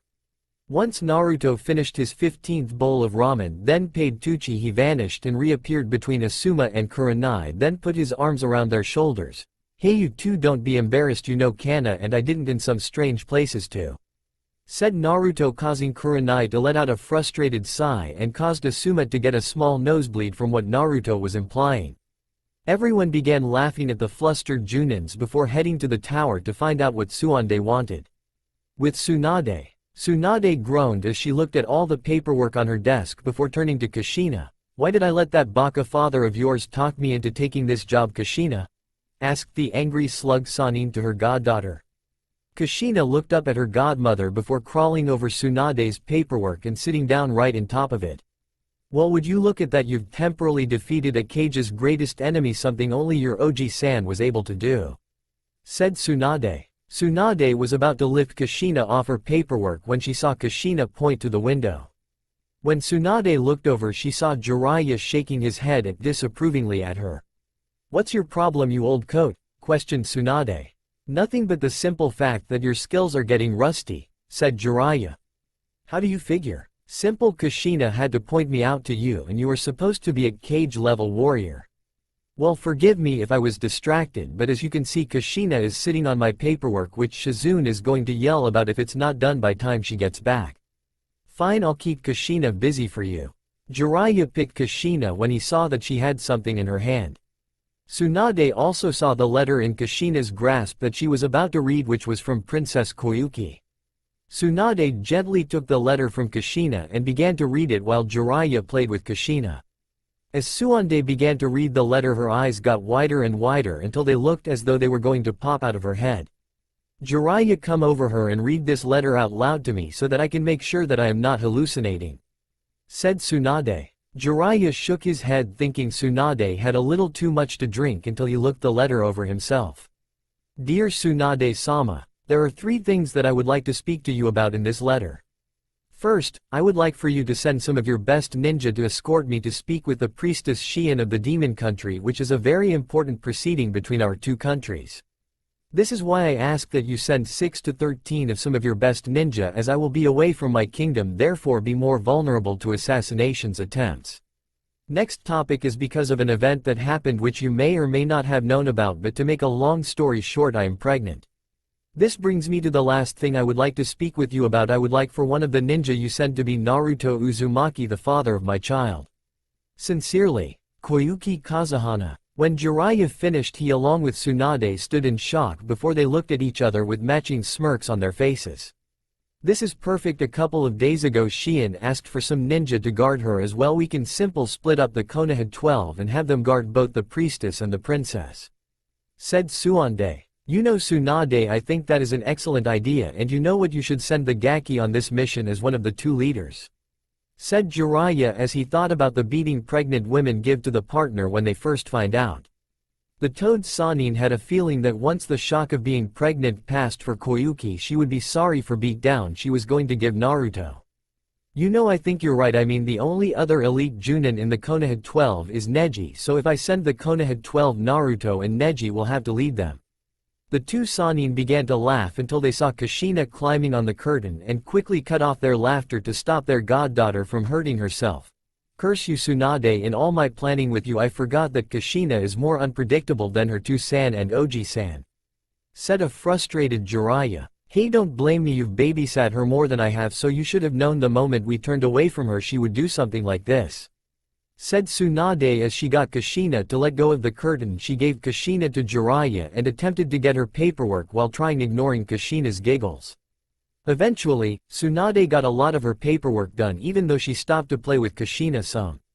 Tsunade quickly finished her last document when she heard the group from the ramen stand coming.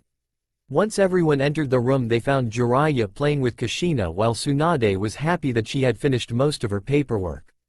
"Great, now that you are all here I can give you your new assignments," said Tsunade and watched as everyone stood at attention, especially most of the women, since they were hoping they would get paired with Naruto. "Kurenai, Asuma, Guy and Kakashi, I'm sending the 4 of you out on an A-ranked mission with a possibility that it could turn into an S-ranked mission. Your mission is to take care of some thieves in the Land of Waves, and since Kakashi is one of the heroes of the wave, he will lead the mission. You leave tomorrow at noon. I will also have Jiraiya stop by your home sometime today, Kakashi, to tell you some other things about your mission," said Tsunade. "Yes, Tsunade-sama," said the four Junin simultaneously, then left quickly as Suande turned back to the ninja left and cleared her throat as she began to address the ones left. Moegi Udon and Konohamaru, you three are going on a ranked mission that shouldn't be too much trouble for the three of you, said Tsunade. So basically what you're saying is this mission is going to be boring, right? Said Konohamaru. Missions aren't meant to be fun or cool, they're meant to be done by the ninja they're assigned to. Now your mission is to escort Tamari back to the Sand Village, then bring back an important scroll for me from the case cage. Your mission starts at noon as well. Understood, Hokage-sama, said the three Chunin. Hey, you three, good luck and stay safe, said Naruto. Moegi blushed before responding, thank you senpai, that really means a lot to us. Now as for you, Gito Jiraiya has told me about the extent of your powers, and the only problem I am having is should you be an elite Junin or just a Junin, know that I will have a decision for you at the end of the week, said Tsunade as she took a breath before turning back to the Konoha 12 and smiled as she knew that this group, with the exception of Sasuke, was exactly what her sensei always meant when he spoke of the will of fire. She only wished he could be here to see it. Now as for you 12, I have decided you all are going on an S-ranked mission. On this mission half of you will be guarding Koyuki Heim while she makes her way to the demon country to talk with Priestess Shien, who the other half of you will be guarding, said Tsunade. You mean the priestess that Sakura-san Uchiha-san Lee and I protected? Asked Neji. That's right, Neji. Can't someone else do? I mean, she kept making passes at Sasuke-kun? Asked Sakura. No, it has to be you 12 because this is a very important mission and I need you all to do it, said Tsunade. Yes, Hokage-sama, said Sakura. Now Neji, since you know Shien, you and a team you pick will be guarding her while Naruto and a team he chooses guards Koyuki, since you two are the highest ranking officers of this group. You all will leave at noon, so be on time, understand? No, I don't understand. Why does the Dobi come back and out of the blue get to lead a mission? Asked an enraged Sasuke, who couldn't stand the thought of having to taking orders from his rival. Because he and Neji are the superior officers of this group. Now stop this foolishness, Uchiha, and respect your commanding officers on this mission. Dismissed, yelled Tsunade as everyone except Naruto left the room quickly, hoping to escape Tsunade's wrath. Oh, and Haku, I will need your help at the hospital in 2 days, so please be there bright and early, yelled Tsunade to Haku, retreating form. Tsunade then turned her full attention to Naruto, who was hoping Tsunade wouldn't get angry at what he was going to ask. Is there something you want, Naruto? Asked Tsunade. Yes, I just wanted to let you know that I am taking Kushina with me on my mission, said Naruto. I wouldn't advise it, but since she is not a ninja under my jurisdiction, I can't tell her where and where not to go, though I do want you to be careful with her. I will relax, Ba-chan. Oh, I also want you to let me know if that Uchiha doesn't follow your orders. Naruto waved at Tsunade before picking Kushina up. He then turned to Jiraiya with a serious look on his face. Hey sensei, I was going to introduce Kushina to the man that kept my life on track. You want to come? Asked Naruto. Jiraiya looked at Naruto for a moment, then closed his eyes and smirked at what Naruto was saying. So you're going to visit Sarutobi sensei? I guess I could pay the old guy a visit too. As the three headed toward the Hokage mountain, they saw Sakura attempting to calm down a raging Sasuke, who still seemed to be complaining about Naruto leading the mission. Naruto noticed that Sasuke was staring at him with hatred and envy in his eyes. Naruto was about to laugh at him until Kushina began to fuss. I'm sorry Kushina, you're hungry, aren't you? Asked Naruto. Naruto gave Kushina to Jiraiya, then he unsealed Kushina's bottle from one of his scrolls. Alright Kushina, daddy has your bottle, said Naruto. Naruto put the bottle in Kushina's mouth and instantly smiled when she stopped crying. Get ready kid and hang on, said Jiraiya as he put his hand on Naruto's shoulder, then shunshin Kushina, Naruto and himself to the Hokage mountain. You go first sensei, said Naruto. Alright then I will. Hey Sarutobi sensei, it's me. I just wanted to say thank you for looking after the Gaki here when I should have been doing it myself. I know it must have been hard with the council on your back. Well, now since that is over with, I just wanted to tell you that the Gaki here has become quite the ladies' man ever since we took that trip, and since you were a fan of my books I know you would be proud of him, said Jiraiya as Naruto stared at him before shaking his head, realizing that the old toad sage would never change his perverted ways. You perverted old code, I guess that means it's my turn. Hey Jii-san, well I first wanted to say sorry for not visiting you in a while, but with the training trip and all I couldn't. Next I want to introduce you to my daughter Kushina, who, as I am sure you guessed, is named after Ka-san.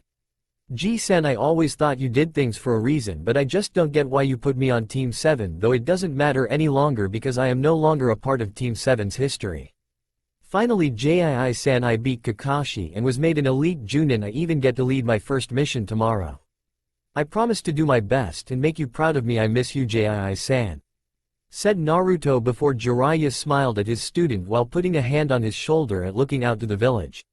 "You've already made him proud, Naruto, if only you knew how much," thought Jiraiya. "Well, Jiraiya-sensei, I have to get to the Hyuga compound and speak with Neji about the mission, then go home and pack," said Naruto. "Alright Gaki, see y'all later," responded Jiraiya as Naruto laughed when he saw Jiraiya take out his pen and pad. Jiraiya turned to Naruto and was about to ask him if he wanted to come with him when he saw Naruto and Kushina shunshin away. "Kukuku must still be embarrassed about the time we peaked on Kana," thought Jiraiya as he followed his godson's lead and shunshin to the hot springs. With Sasuke. Sasuke had just watched Naruto walk off with Jiraiya to probably get more special training while he was stuck with Kakashi, who Sasuke felt was a good jutsu provider but was nothing compared to those jutsu of the legendary Sannin.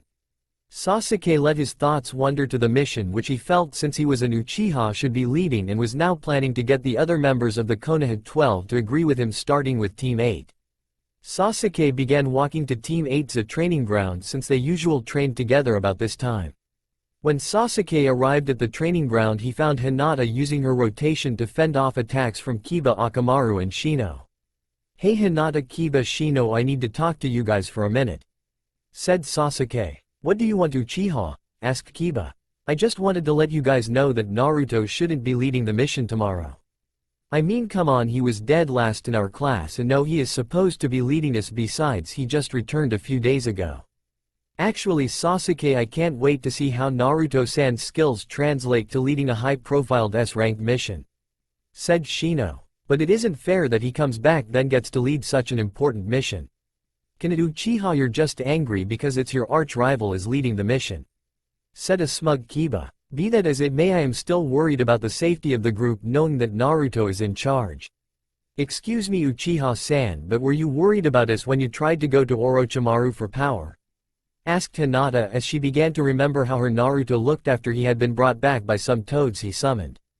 "Hinata-san, you know I was under the effects of the curse seal and couldn't control my actions."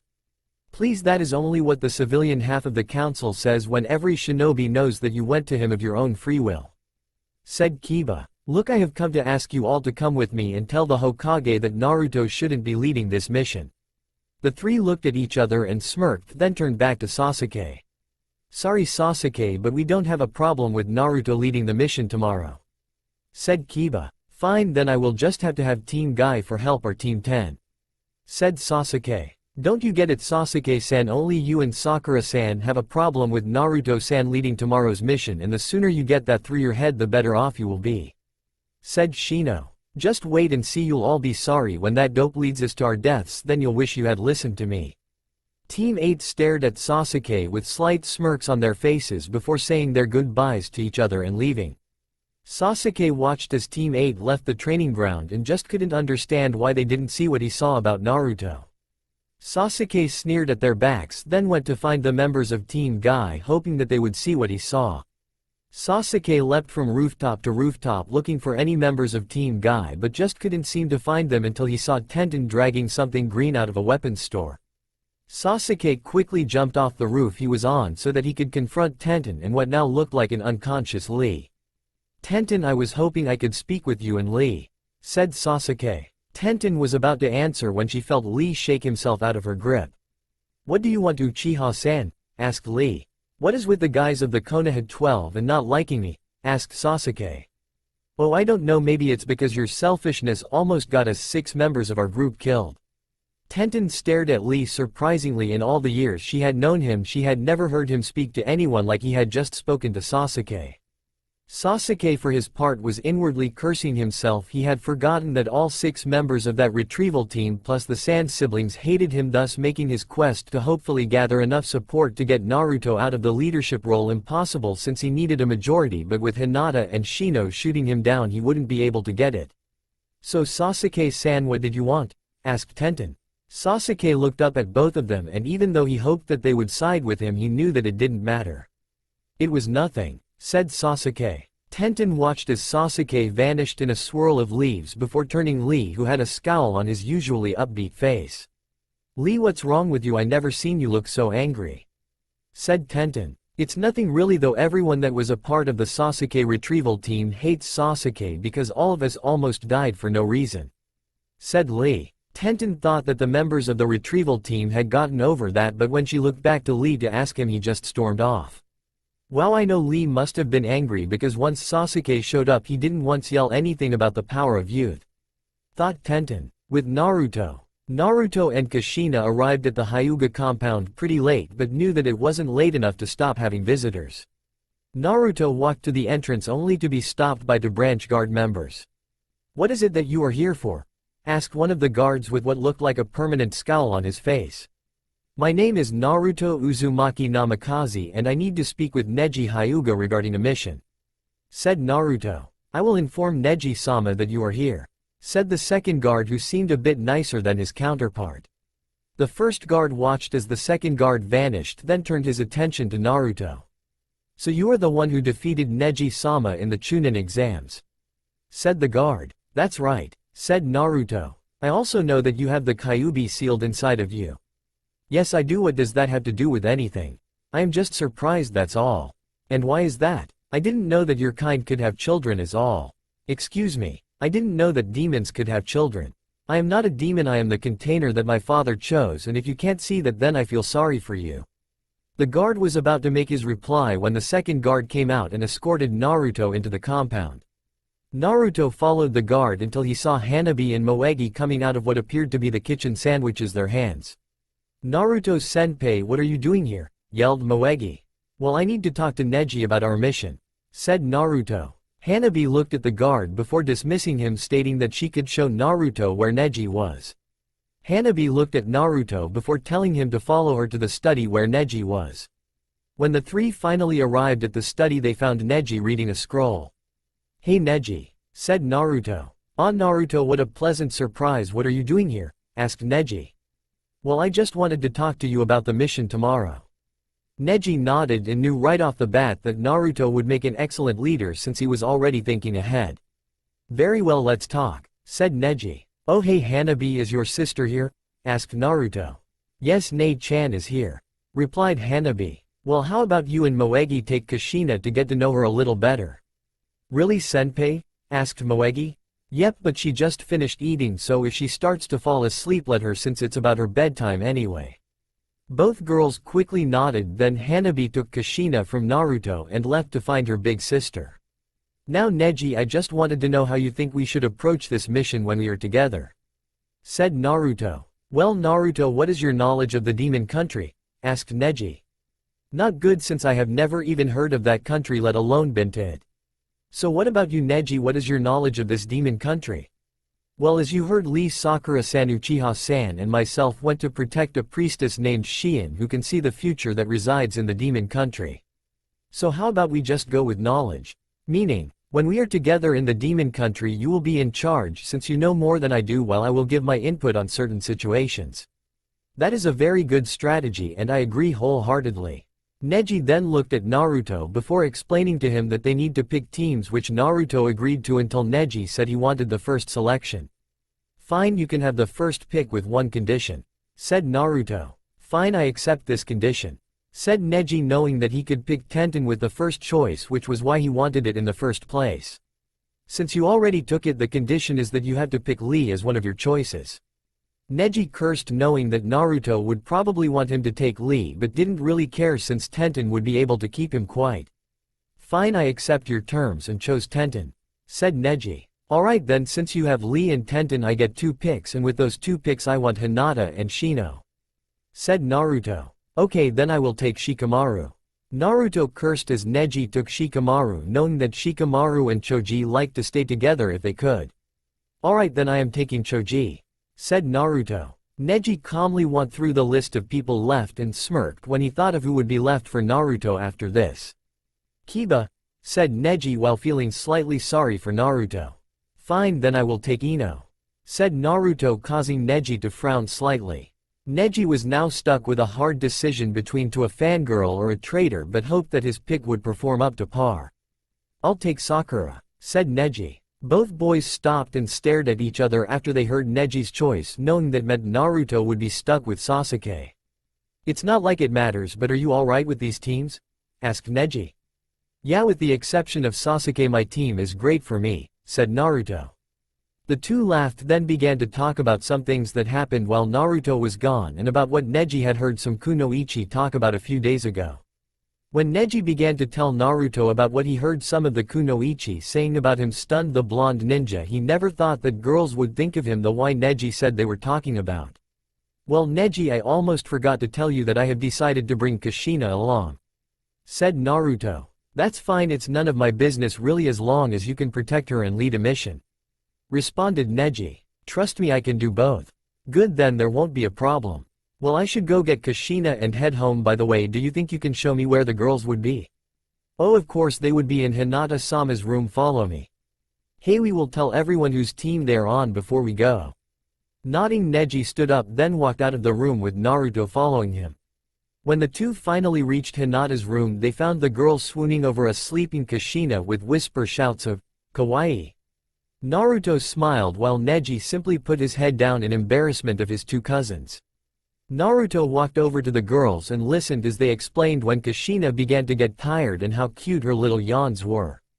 Once the girls were through with their explanations, Naruto picked the sleeping girl up and chucked as she grabbed a handful of his vest, then bid a farewell to Hyogas and Moegi before disappearing a puff of smoke. Naruto arrived outside of his home only to hear the sound of expensive things being smashed inside. Naruto quickly decided that it might not be safe to go in with Kushina, but knew that trying to hand her to a shadow clone might wake her up, and he knew the sleeping girl would need all of her energy for tomorrow. Naruto looked around before making two clones, then sending them the house with specific orders. When Naruto got the information back from the clones, he was anything but happy as he went in to see Yugito trying to kill his sensei and Kiba for perverted actions that he wasn't able to catch. Naruto cleared his throat, hoping to get the attention of the enraged Nibi Jinchuriki, but realized his efforts were in vain since she had her back to him. Naruto sighed and took a glance down at Kushina, hoping that she wouldn't wake up from what he was about to do, but knew that if he wanted to save the valuable items in his parents' house, he needed to stop Yugito. Yugito, ni stop breaking things in my parents' house right now, yelled an enraged Naruto as he watched Kushina shift in his holds slightly but stayed asleep. Yugito stopped when she heard Naruto yell and realized that she should have taken these two perverts outside to kill them instead of in Naruto's house. Sorry Naruto-kun, said a slightly ashamed and still angry Yugito. It's okay Yugito, just kill them when they leave. Now as for the two of you, hurry up and tell me why you are here so I can put Kushina to bed, said a calmer Naruto. Well Naruto, I was wondering if I could live here with you and Kushina for a while? Asked Jiraiya. Of course you can, sensei, but you usually don't stay in one place too long. I know, but after this business with the Akatsuki is over with, I am going to retire. But sensei, I know what you are going to say, and don't I still feel so bad for my obsession with Orochimaru and leaving you at the mercy of the village when I should have been here for you. Naruto blinked a couple of times before nodding his head and letting a large smile grace his features. Now Kiba, what do you want? Asked Naruto. I just wanted to tell you to be careful since Sasuke has been going around asking members of the Konoha 12 to go with him to the Hokage and go against you being a leader of tomorrow's mission, said Kiba. I see, so he still can't handle me in a position higher than him, huh? So do you want to tell the Hokage that maybe she should take Sasuke off this mission? No, that would kind of give Sasuke what he wants, to not have to serve under me. No, I want him to have to take orders me. Kiba smirked at Naruto, realizing that this was a dangerous game he was playing with Sasuke's ego, but a very funny one which he couldn't wait to see the result of. Okay, I just wanted to tell you that, see y'all later, said Kiba, who opened and locked the door as he left. Yugito turned to Naruto after Kiba left with a pleading look on her face. Fine, if I let you go after him, will you promise to be good from now on? Asked Naruto. Yes, I promise, said Yugito. Okay, but don't hurt him too bad, he does have a mission tomorrow. As soon as Naruto finished his speech to Yugito, she dashed out the door after Kiba, though it wasn't until Naruto had made it upstairs and laid Kushina down for bed he heard someone yell out in with sounded like pain. Naruto shook his head before he took off all his clothes except for some shorts, then went over and kissed the sleeping Kushina on the forehead before he lay down to go to sleep. Naruto's mind. So you've come, said Kyuubi. Why is it since I met Kana you can only communicate with me through dreams? Asked Naruto. Because that's around the time you got strong and decided that you didn't need me anymore. But I never need you most of those other times. Yes you did, though you didn't ask. You did need me, and besides I couldn't take the chance that you were wrong, then we would both end up dead. Naruto looked at the Kyuubi and thought about how hot she looked, though he would never admit that to her. Kyuubi, is there something you need? Asked Naruto. Yes there is. I wanted to know, now that you have seen my human form, do you think I am attractive? Asked Kyuubi. Naruto looked at Kyuubi for a moment and thought that she could read his thoughts, then remembered that the seal keep their minds apart. Naruto lowered his head so that Kyuubi couldn't see his cheeks, just in case he had a blush coming on. I guess you're cute, said Naruto, hoping and praying to Kami that she wouldn't push anymore on the subject. That's it, just cute, said Kyuubi. Yep, then I assume you are going to let me out of here. My week isn't up yet, so stop trying to influence my decision. Fine, have your week, though it shouldn't be that hard of a choice. To tell you the truth it's not, but you are a vixen, which means you are trickster by nature. Kyuubi simply huffed and turned away from him. Over time she had grown to care for her container so much. Yes, at first she just healed him because she felt it amusing to watch him try and gain the faith of this village. Eventually, she saw that one attribute that would make any sane woman, even a demon woman that wasn't blinded by hatred, fall in love with Naruto over time, and that attribute was his loyalty to someone. Even if they did him wrong, if he felt they could change, he would never lose faith in them. Kyuubi began to think about when Naruto met Kana. It was true that Naruto believed that he didn't need her power anymore when he met her, but a big reason was the fact that Kyuubi saw how much Naruto cared about Kana, so she decided to put a small barrier between her and Naruto up so he wouldn't see how upset she was. Fine, I guess you have a point, but what happens when you do need my power then? What? Asked the Vixen. We'll cross that bridge if we come to it, Kyuubi, not before. Now can you please allow me to get some sleep? Asked Naruto as he left his mind due to a loud noise. Outside Naruto's mind, Naruto woke up to the sounds of his daughter's crying as he took a look at his clock, which said 2:40 on it. Naruto took a look around to see if he could find out why Kushina was crying when he was startled by sound of thunder, which only caused his daughter to yell louder. Naruto shook his head and realized that Kushina has always been afraid of thunder, which meant the only way either of them was going to get any sleep was if she slept with him. Naruto sat completely up, attempting to ignore Yugito's sleep-talking of and sushi as he got out of bed to comfort Kushina. When Naruto got at her crib, he saw that she had her hands into little fists and she was sniffling with her eyes closed. Hey Kushina, it's okay, daddy's right here, said Naruto as he picked the crying redhead girl up and walked with her back to his bed. As Naruto sat down, he turned back to Yugito, who was speaking clear enough for him to understand. Oh Naruto, not now, we've been going at it now for 4 hours straight and I'm tired, said Yugito while Naruto's right eye twitched as he listened to Yugito naughty dreams. He didn't realize that Kushina had already making herself comfortable while Naruto did his best not to listen to his bedmate. Naruto laid down with his arms wrapped loosely around Kushina, who didn't make as much of a fuss when she heard the thunder this time. That's right honey, daddy will protect you from the lightning, thought Naruto as he remembered his own childhood and wished that someone would have held him when he was frightened. As Naruto began to drift off to sleep, he felt Yugito snuggle up to his side and sigh.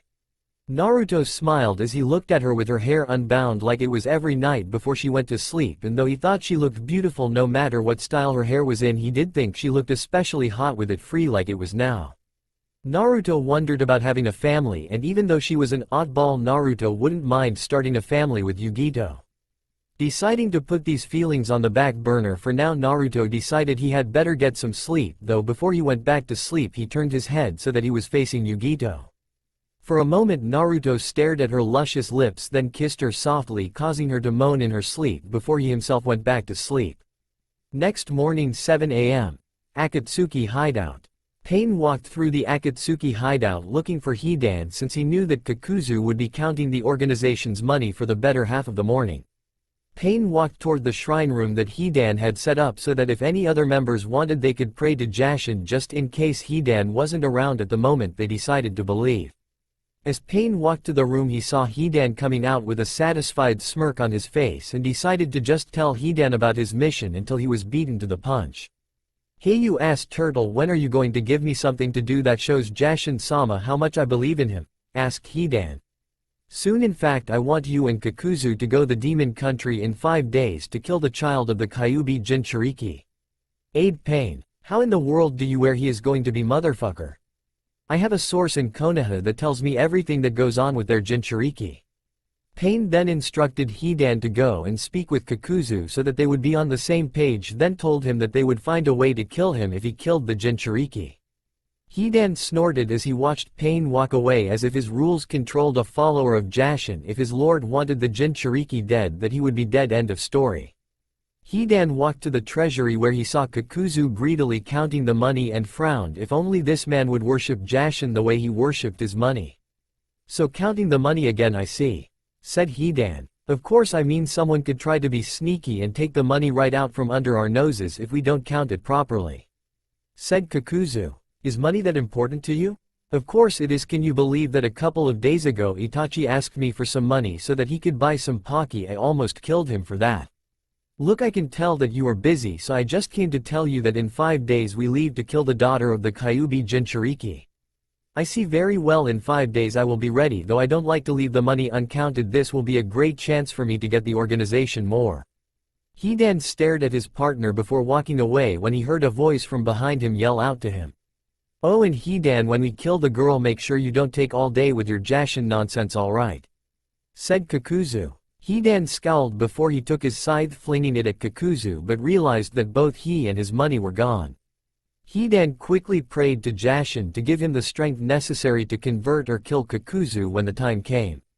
Same time with Tsunade. Tsunade walked into her office and sat down in her chair before leaning back.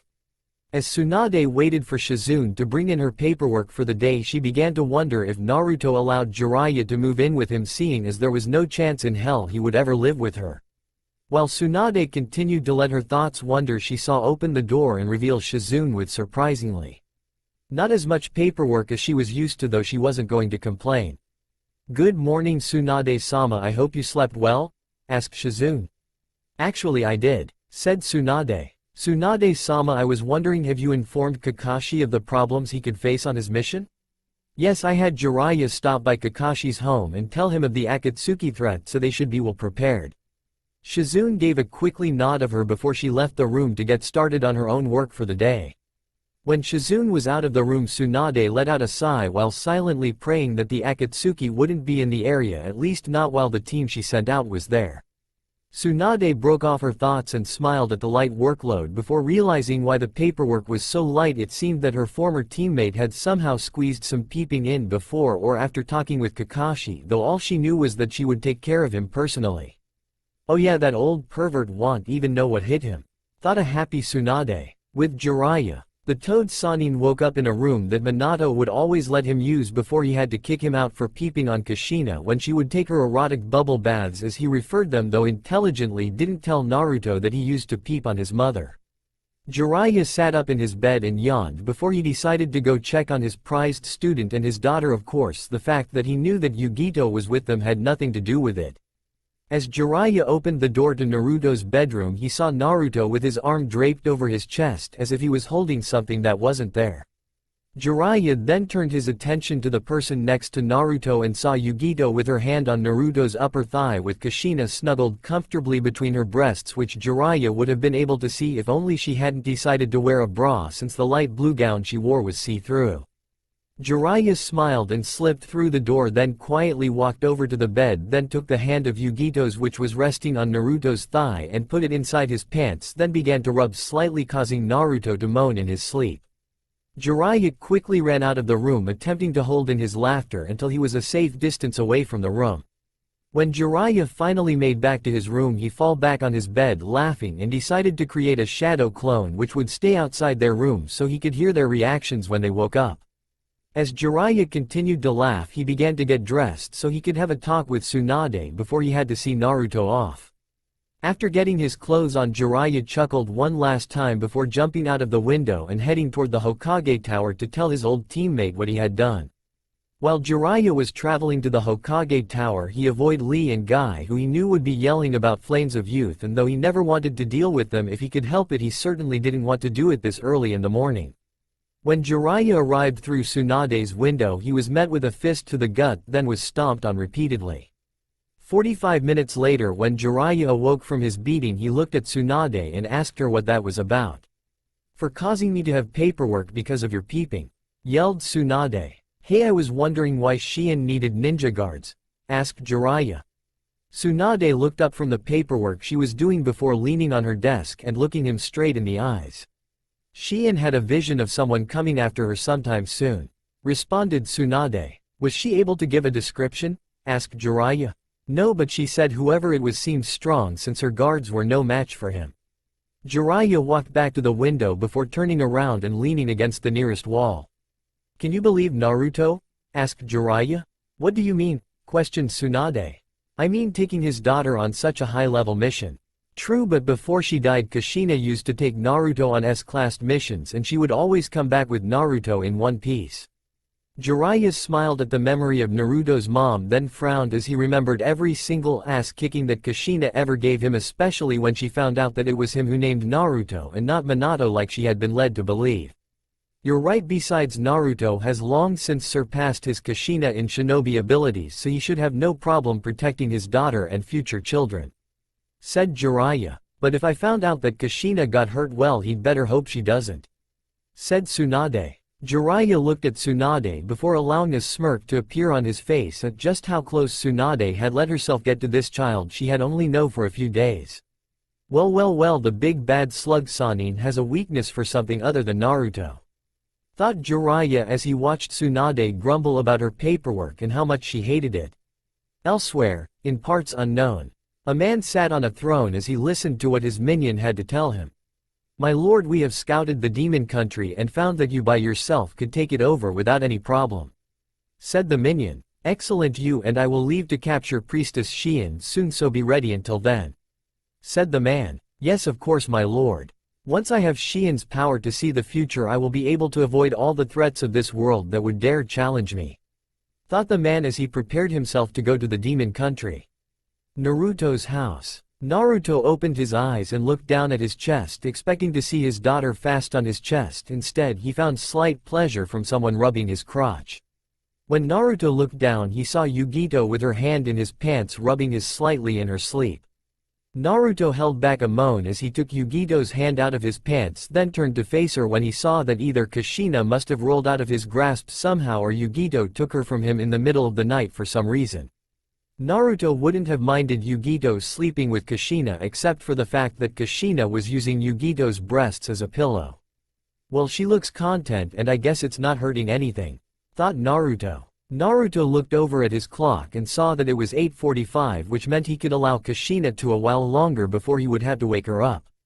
Naruto stood up and walked out the room to get some water when he saw white hair go around the corner. Seeing that Jiraiya must have done something wrong, Naruto quickly took off in pursuit of the Sannin, but when he found him he simply dispersed himself. "I wonder what that was about," said Naruto as he continued his trek to the kitchen to get some water. As Naruto filled his bottle with water, he heard what sounded like crying coming from upstairs. Naruto quickly ran back upstairs to see Yugito holding and rocking a crying Kushina. "Hey, what's wrong with her?" asked Naruto. "She just woke up and is a little cranky, that's all," said Yugito. "So are you going to be okay with us gone? You make it sound as though I have never lived with either of you. It's not that, it's just we having been away from each other in a long time." "Will you relax? I said I would be fine, didn't I?" "Yes. Then let it go already." Naruto stared at Yugito, knowing that she was going to be pretty lonely after Kushina, and he left, though also knew that she was too proud to admit it. "Fine, I will then," said Naruto. "Wait, why won't she stop crying?" asked a frustrated Yugito. "I thought you said she was just cranky." "Well, that's what I thought, but she is still crying and it had been a while." Naruto walked toward Yugito, then took a step back, pinching his nose together. "You don't smell that?" asked Naruto, finding it hard to believe that he didn't notice that Kushina needed to be changed. Yugito took a sniff of the air before she heard a knock on the door. I'll change Kushina while you see who that is," said Naruto as he felt his eyes water when he opened up Kushina's diaper. Yugito quickly ran out of the room and dashed downstairs, happy to get away from the smell of Kushina's dirty diaper, since all Jinchurikis have a sensitive sense of smell which she knew must have been killing Naruto right now. When Yugito opened the door, she saw Neji waiting patiently. "Yugito-sen, I was wondering if Naruto was in. I need to speak with him?" asked Neji. "Sure, he's upstairs with Kushina," answered Yugito. Neji nodded, then stepped inside and shut the door, then followed Yugito to where Naruto was. "Naruto's in that room," said Yugito as she backed away from the door slowly. "Aren't you coming in?" asked Neji. "Oh no, I have some training I need to do, so if Naruto asks, just tell him I'm at his training ground and he'll know what you're talking about." With that said, Yugito quickly ran back the way they came, leaving Neji to open the door. When Neji stepped inside, he saw Naruto changing his daughter and apparently wasn't bothered by the smell, which caused Neji to cough a few times. Naruto looked up and saw Neji in the room, then waved at him before finishing Kushina up. "They're honey good as new," said Naruto as he took Kushina's old diaper and threw it in the trash without the smell affecting him in the least. "Naruto, wasn't that smell bothering you?" asked Neji, who was still feeling the side effects of the smell. Neji watched as Naruto didn't answer. Instead, he simply dispelled himself. Neji simply watched as another Naruto walked out of the closet and smiled at him. "Now Neji, is there something I can help you with?" asked Naruto. "Actually, I wanted to tell you that we need to meet everyone a little earlier so we can be ready with our respective teams to move out at 12. Responded Neji. "Alright, so about how early should we be there?" "Half an hour." Naruto nodded to Neji, who then asked Naruto if he would do some light sparring with him. Naruto declined, telling Neji that he had some things he needed to get done before they left.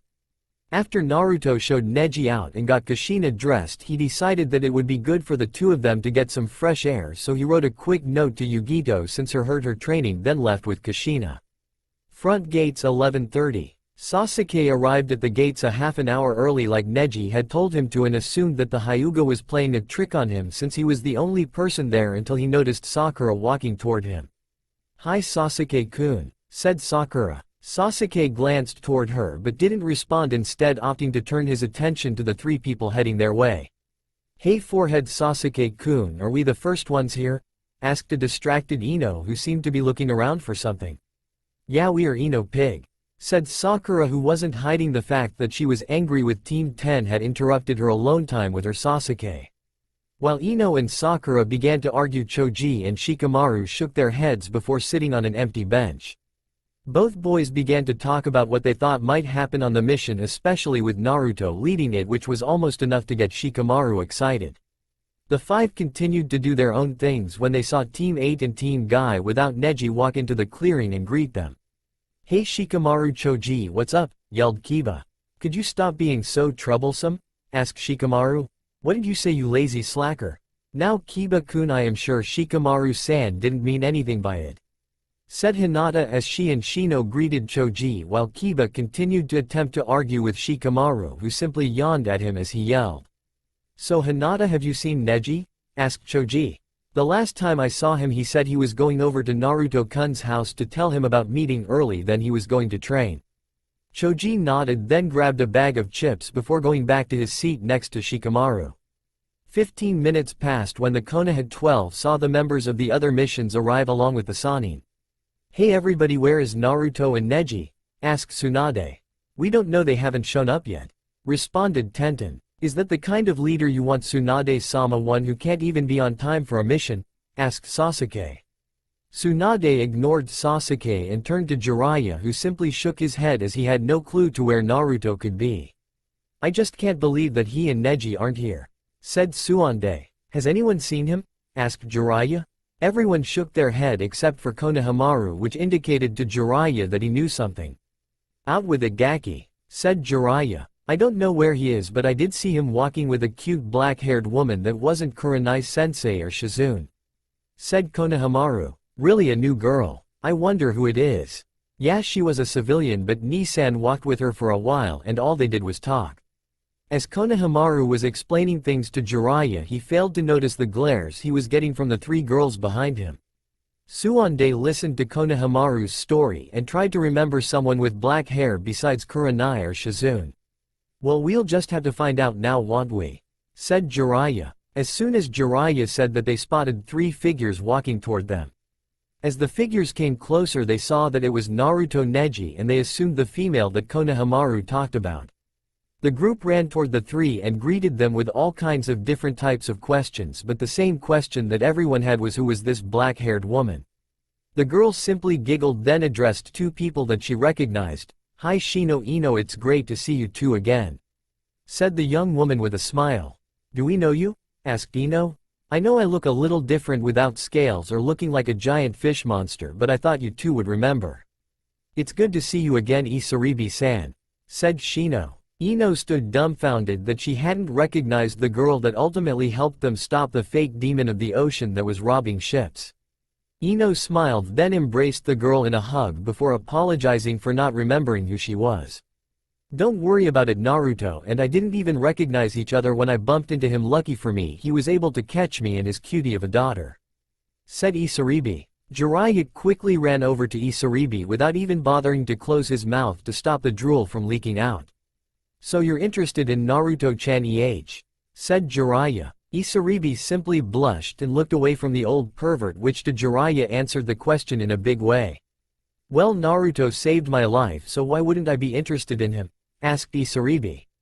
Jiraiya grinned perversely before Tsunade dragged him away from the terribly blushing girl. "Hey Naruto, what did you bring a civilian here for?"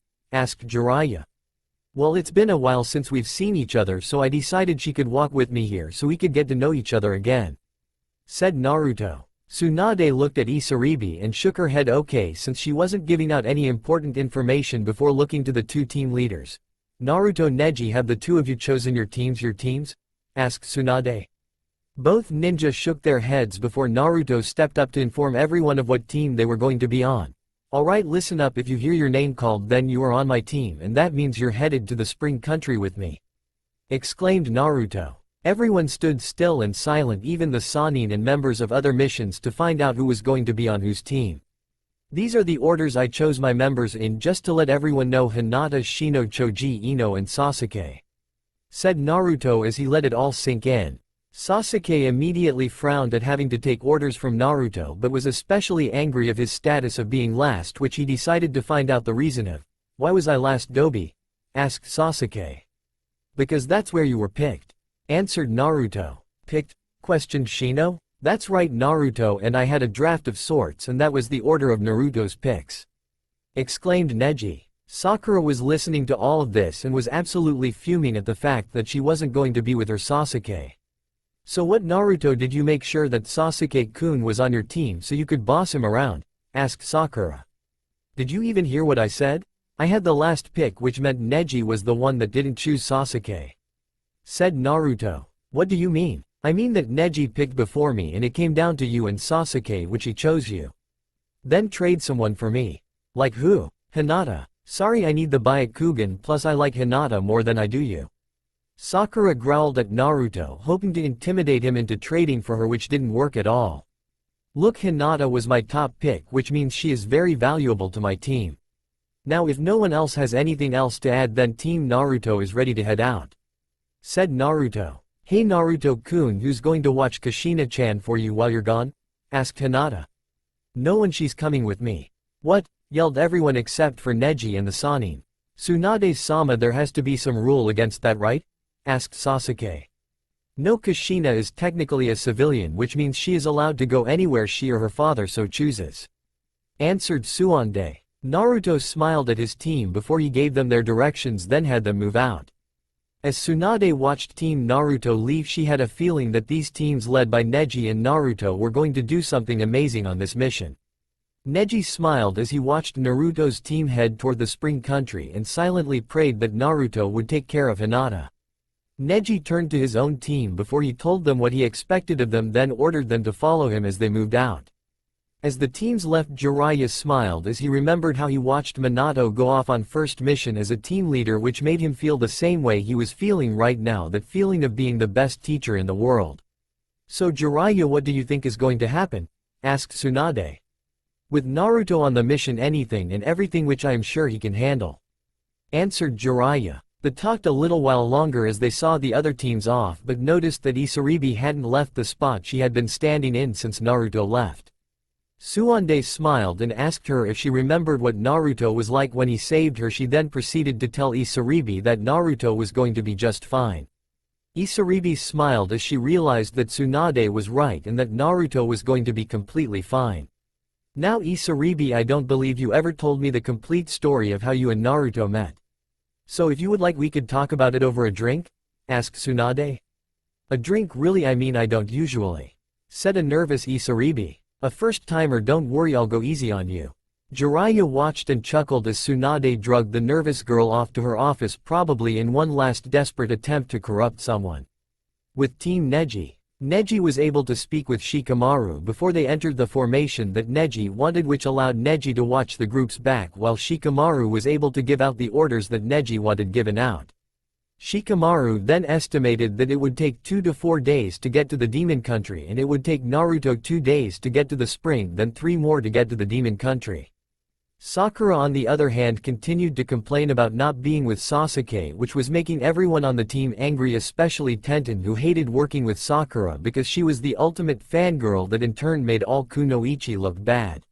"Sakura, you are on Neji's team, we don't want to hear about how you want to be with Sasuke," said Tenten. "I know I'm on this team, but it doesn't mean that I can't want to be on Sasuke-kun's team," answered Sakura. "Then wish in your mind, geez, is that all you can do is talk about Sasuke? I mean, if I hadn't known you were taught by Tsunade-sama, I wouldn't take you seriously as a kunoichi," said Kiba. Sakura growled at Tenten and Kiba, believing that it wasn't any of their business if she wanted to be with Sasuke or not. "Sakura, they're right, I don't care if you want to be with Sasuke, you are a part of my team, therefore you will no longer speak openly about your desire to be with Sasuke," said Neji's voice from the back of the formation. "As troublesome as it is, Neji's right, if you can't think about anything other than Sasuke, then you are going to be no good to us on the mission," said Shikamaru. Sakura huffed at her teammates but knew that if her leader told her to stop doing something she had no choice but to comply. Neji looked at his team, then at the sky, and realized that it was time to rest for the night. "Alright team, we're going to set up camp here," said Neji. Neji quickly set up his tent and waited until he saw Shikamaru set up his tent. He then pulled him aside so he could ask him some questions. "Hey Shikamaru, how do you think we did on time?" "Well, if we keep up with this pace we should make it to the Demon Country half a day early," Shikamaru answered. "Good, that's all I wanted to know." Shikamaru gave a nod, then went and lay down next to Kiba before letting out a lazy yawn. Neji looked over the campsite before explaining the watch shifts to everyone. Once Neji was done making sure everyone knew their jobs and that the camp was in order, he sat down next to Tenten so they could talk. "Hey Tenten." "Neji, how are you?" Tenten asked. "I'm fine. Listen, I wanted to talk to you." "About? You know what about?" "Listen, I am fine with you being with that fangirl. But I'm not with her."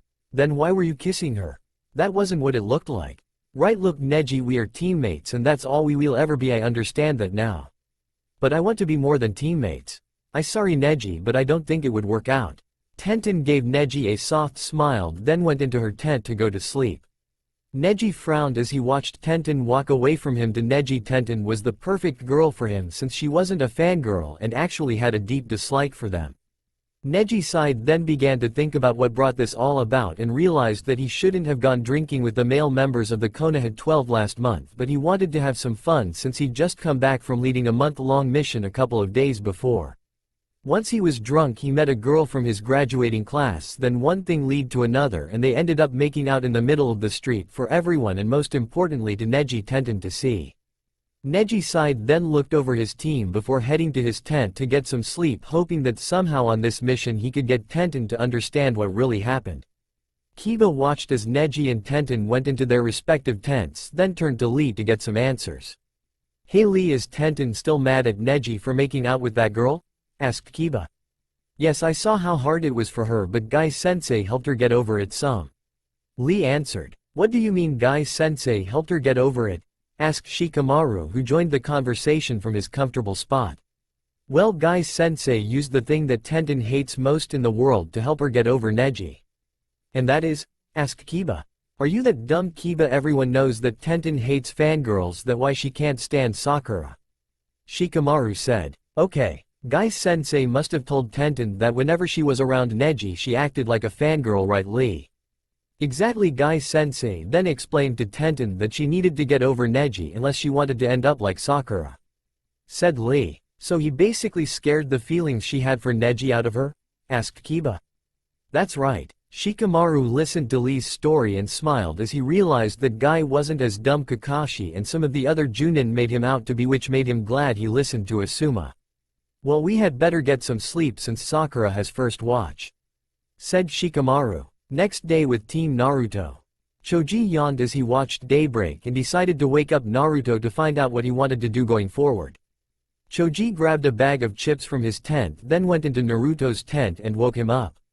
Naruto looked around and saw a smiling Choji looking back at him. Naruto smiled back and stood up, making sure he didn't disturb the sleeping Kushina, who made sure she had a tight grip on her father. So Naruto, what do you want me to do? Choji asked. Naruto looked at his friend for a moment, then remembered what it was that he need done.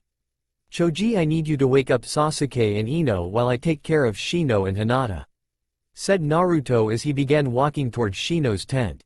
Choji nodded, then went to wake up his teammate and Sasuke. Naruto reached Shino's tent to find him already awake with most of his belongings back. Hey Shino, said Naruto. Naruto, how are you and Kushina doing today? Asked Shino.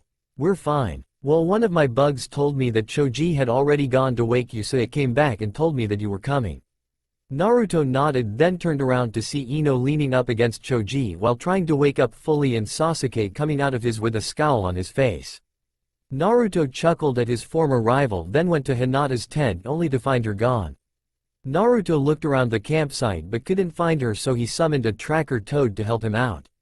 Naruto ran over to Choji and asked him had he seen Hinata leave. When he said no, Naruto had the tracker toad get Hinata's scent, then followed the toad as he dashed off into the woods. Hinata was currently in the middle of a lake relaxing naked while trying her best to think of a way to get Naruto to notice her. Maybe I should do what Kurenai-sensei and Suande-sama said and just tell him how I feel about him, thought Hinata as she dove under the water. Or maybe I should do what Anko-sensei said and show him the goods, though I wonder if that would even work since I know he must still think that I am weird. As Hinata rose out of the water and jumped back on shore, she saw a yellow standing next to her almost as if it had been looking for her. Hinata bent down and picked the toad up, then noticed that it had a jacket on, which made her wonder what kind of toad was this. While Hinata examined the toad, she saw someone jump out of the bushes and land in front of her. Hinata's eyes widened when she realized that this person was Naruto, who was in shock himself. Naruto-kun, said a stunned and now horny Hinata. Hinata, I'm sorry, but I just wanted to tell you that we are about to head out, said Naruto as he did his absolute best to keep his eyes even with Hinata's, which would be very hard, and I am sure no one would blame Naruto for not being able to. Thank you for telling me this, Naruto-kun. Naruto simply gave a nod his head, then turned around to head back to camp when a head on his shoulder stopped him. Naruto-kun, I don't think you want to forget your summon, said a red-faced Hinata. You're right, I wouldn't want to forget her, thank you, Naruto said as he took off back the way he came. Hinata watched as Naruto leapt away from her with the toad on his shoulder and Kushina in his arms. When Hinata was certain Naruto was a good enough distance away, she let out a fangirl scream. Naruto ran back toward camp with a huge blush on his face while he did his best to keep a perverted smile off his face as he thought about what he saw. Wow, Hinata sure has grown. At this rate her breasts will be in the same class as Ba-chan in a few years. When Naruto got back to the group, it looked as though there had never been a camp here, which Naruto smiled at. Hey Choji, I assume you are the one who back up Kushina and mine's things? Naruto asked. Yep, said Choji. Naruto looked around and saw that Hinata's things were packed as well. Who packed Hinata's things? No one, her belongings were already packed, we just took down her tent, said Shino. As soon as Shino finished talking, Hinata came out of the woods with a slight blush on her face, but it wasn't anything out of the ordinary for everyone. Naruto was mentally thanking Kami that Hinata was covered up again, but knew he had to put those memories out of his mind since his teammates were counting on him to lead them. Alright everyone, here's the deal. If we travel at the same pace we traveled at yesterday, then we will make it to the spring country around 1, said Naruto. Everyone nodded except for Sasuke, then took off toward the harbor that would take them to the spring. As Team Naruto neared the harbor, Kushina woke and began to cry. "Hey Choji, do you have that bottle I gave to you yesterday?" asked Naruto. "Yep," said Choji. Choji tossed Naruto the bottle, who in turn gave to Kushina. "That's a good girl," said Naruto. "It's about time you shut that kid up," said a voice from behind most of the group. Naruto turned and faced the owner of the voice, who was smirking at Naruto for some reason. "What did you just say, Sasuke?" "You heard me," said Sasuke. Naruto turned to Sasuke, then performed 10 one-handed hand signs and yelled, "Fuuten! Daitopa!" Naruto along with everyone else watched as a slight breeze passed, then saw Sasuke's pants spilt down the middle, leaving him wearing purple and pink underwear. Everyone stared at Sasuke, then began laughing at the fuming Uchiha. Even Shino had to put his hand over his mouth so that his smirk couldn't be seen. Sasuke quickly hanged so that it looked as though he had pants on. Then they made to the harbor and received a boat for free since Koyuki had been expecting them. After the short boat ride, Team Naruto was led to castle so that Koyuki could speak with them. Koyuki arrived in the waiting room and stared at Naruto intently, but the odd thing was that she looked lost. "Koyuki, I'm my squad and I will be ready to escort you to the demon country whenever you are ready to leave," Naruto said, trying to act professional but found it hard because of the look in Koyuki's eyes. "I see, and you are the leader of this team, Naruto?" asked Koyuki. "Yes, Haim. Good, we will leave the day after tomorrow, that way you and your friends can rest."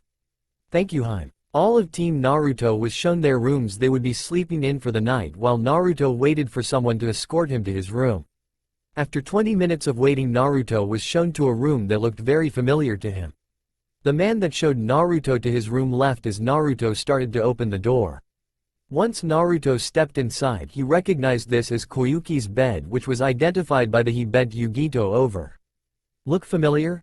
asked a voice from behind him. Naruto turned around to answer when Yuki slapped him across the face with tears running down her cheeks. "Yuki, Haim, why did you hit me and what was wrong with you earlier?" questioned Naruto. "Wait, you mean they didn't tell you? Tell me what?" "Naruto, do you remember that night we made love?" "Of course, but what does that have to do with any of this?" "Naruto, I'm pregnant and it's your fault." Naruto watched as Yuki continued to cry and realized that she's probably scared just like Kana and he were when they found out about Kushina. Naruto put Kushina down on a crib Yuki had in the room, then slowly picked Yuki up and carried her to the bed, then hugged her until she stopped crying. "Naruto, you don't want to be with me, do you?" asked Yuki. "Yuki, I can't believe you would think that I would be the kind of man to stop caring about you just because I got you pregnant," said Naruto. "So you do want to be with me?" "Of course, but there's something I have to tell you." "What?" "Well, there's an organization after my life and more importantly my daughter, so for yours and the baby's safe we can't let anyone other than the Sani know you being pregnant with my child." "Okay, well, no one besides the Sani know, but how am I going to keep it a secret?" "Do you have any male friends that you trust?" "Yes, one." "Well, tell him that your jerk of a baby's father left you when he found out you were pregnant, then explain to him that for your reputation you need him to pretend to be the child's father." "I don't know. Trust me, that way I can come and visit the kid." "Alright, I will ask him when I get back from the meeting with Shion." "Good, now get some rest." Naruto smiled as he wrapped his arms around Yuki and felt her snuggle up against him. He then rubbed his cheek from the slap Yuki gave him, then went to sleep with a thought on his mind. Well, at least it wasn't as bad as when Kanashi was expecting. That's all for now. If you want to see next part, then please like this video and subscribe my channel. Thank you.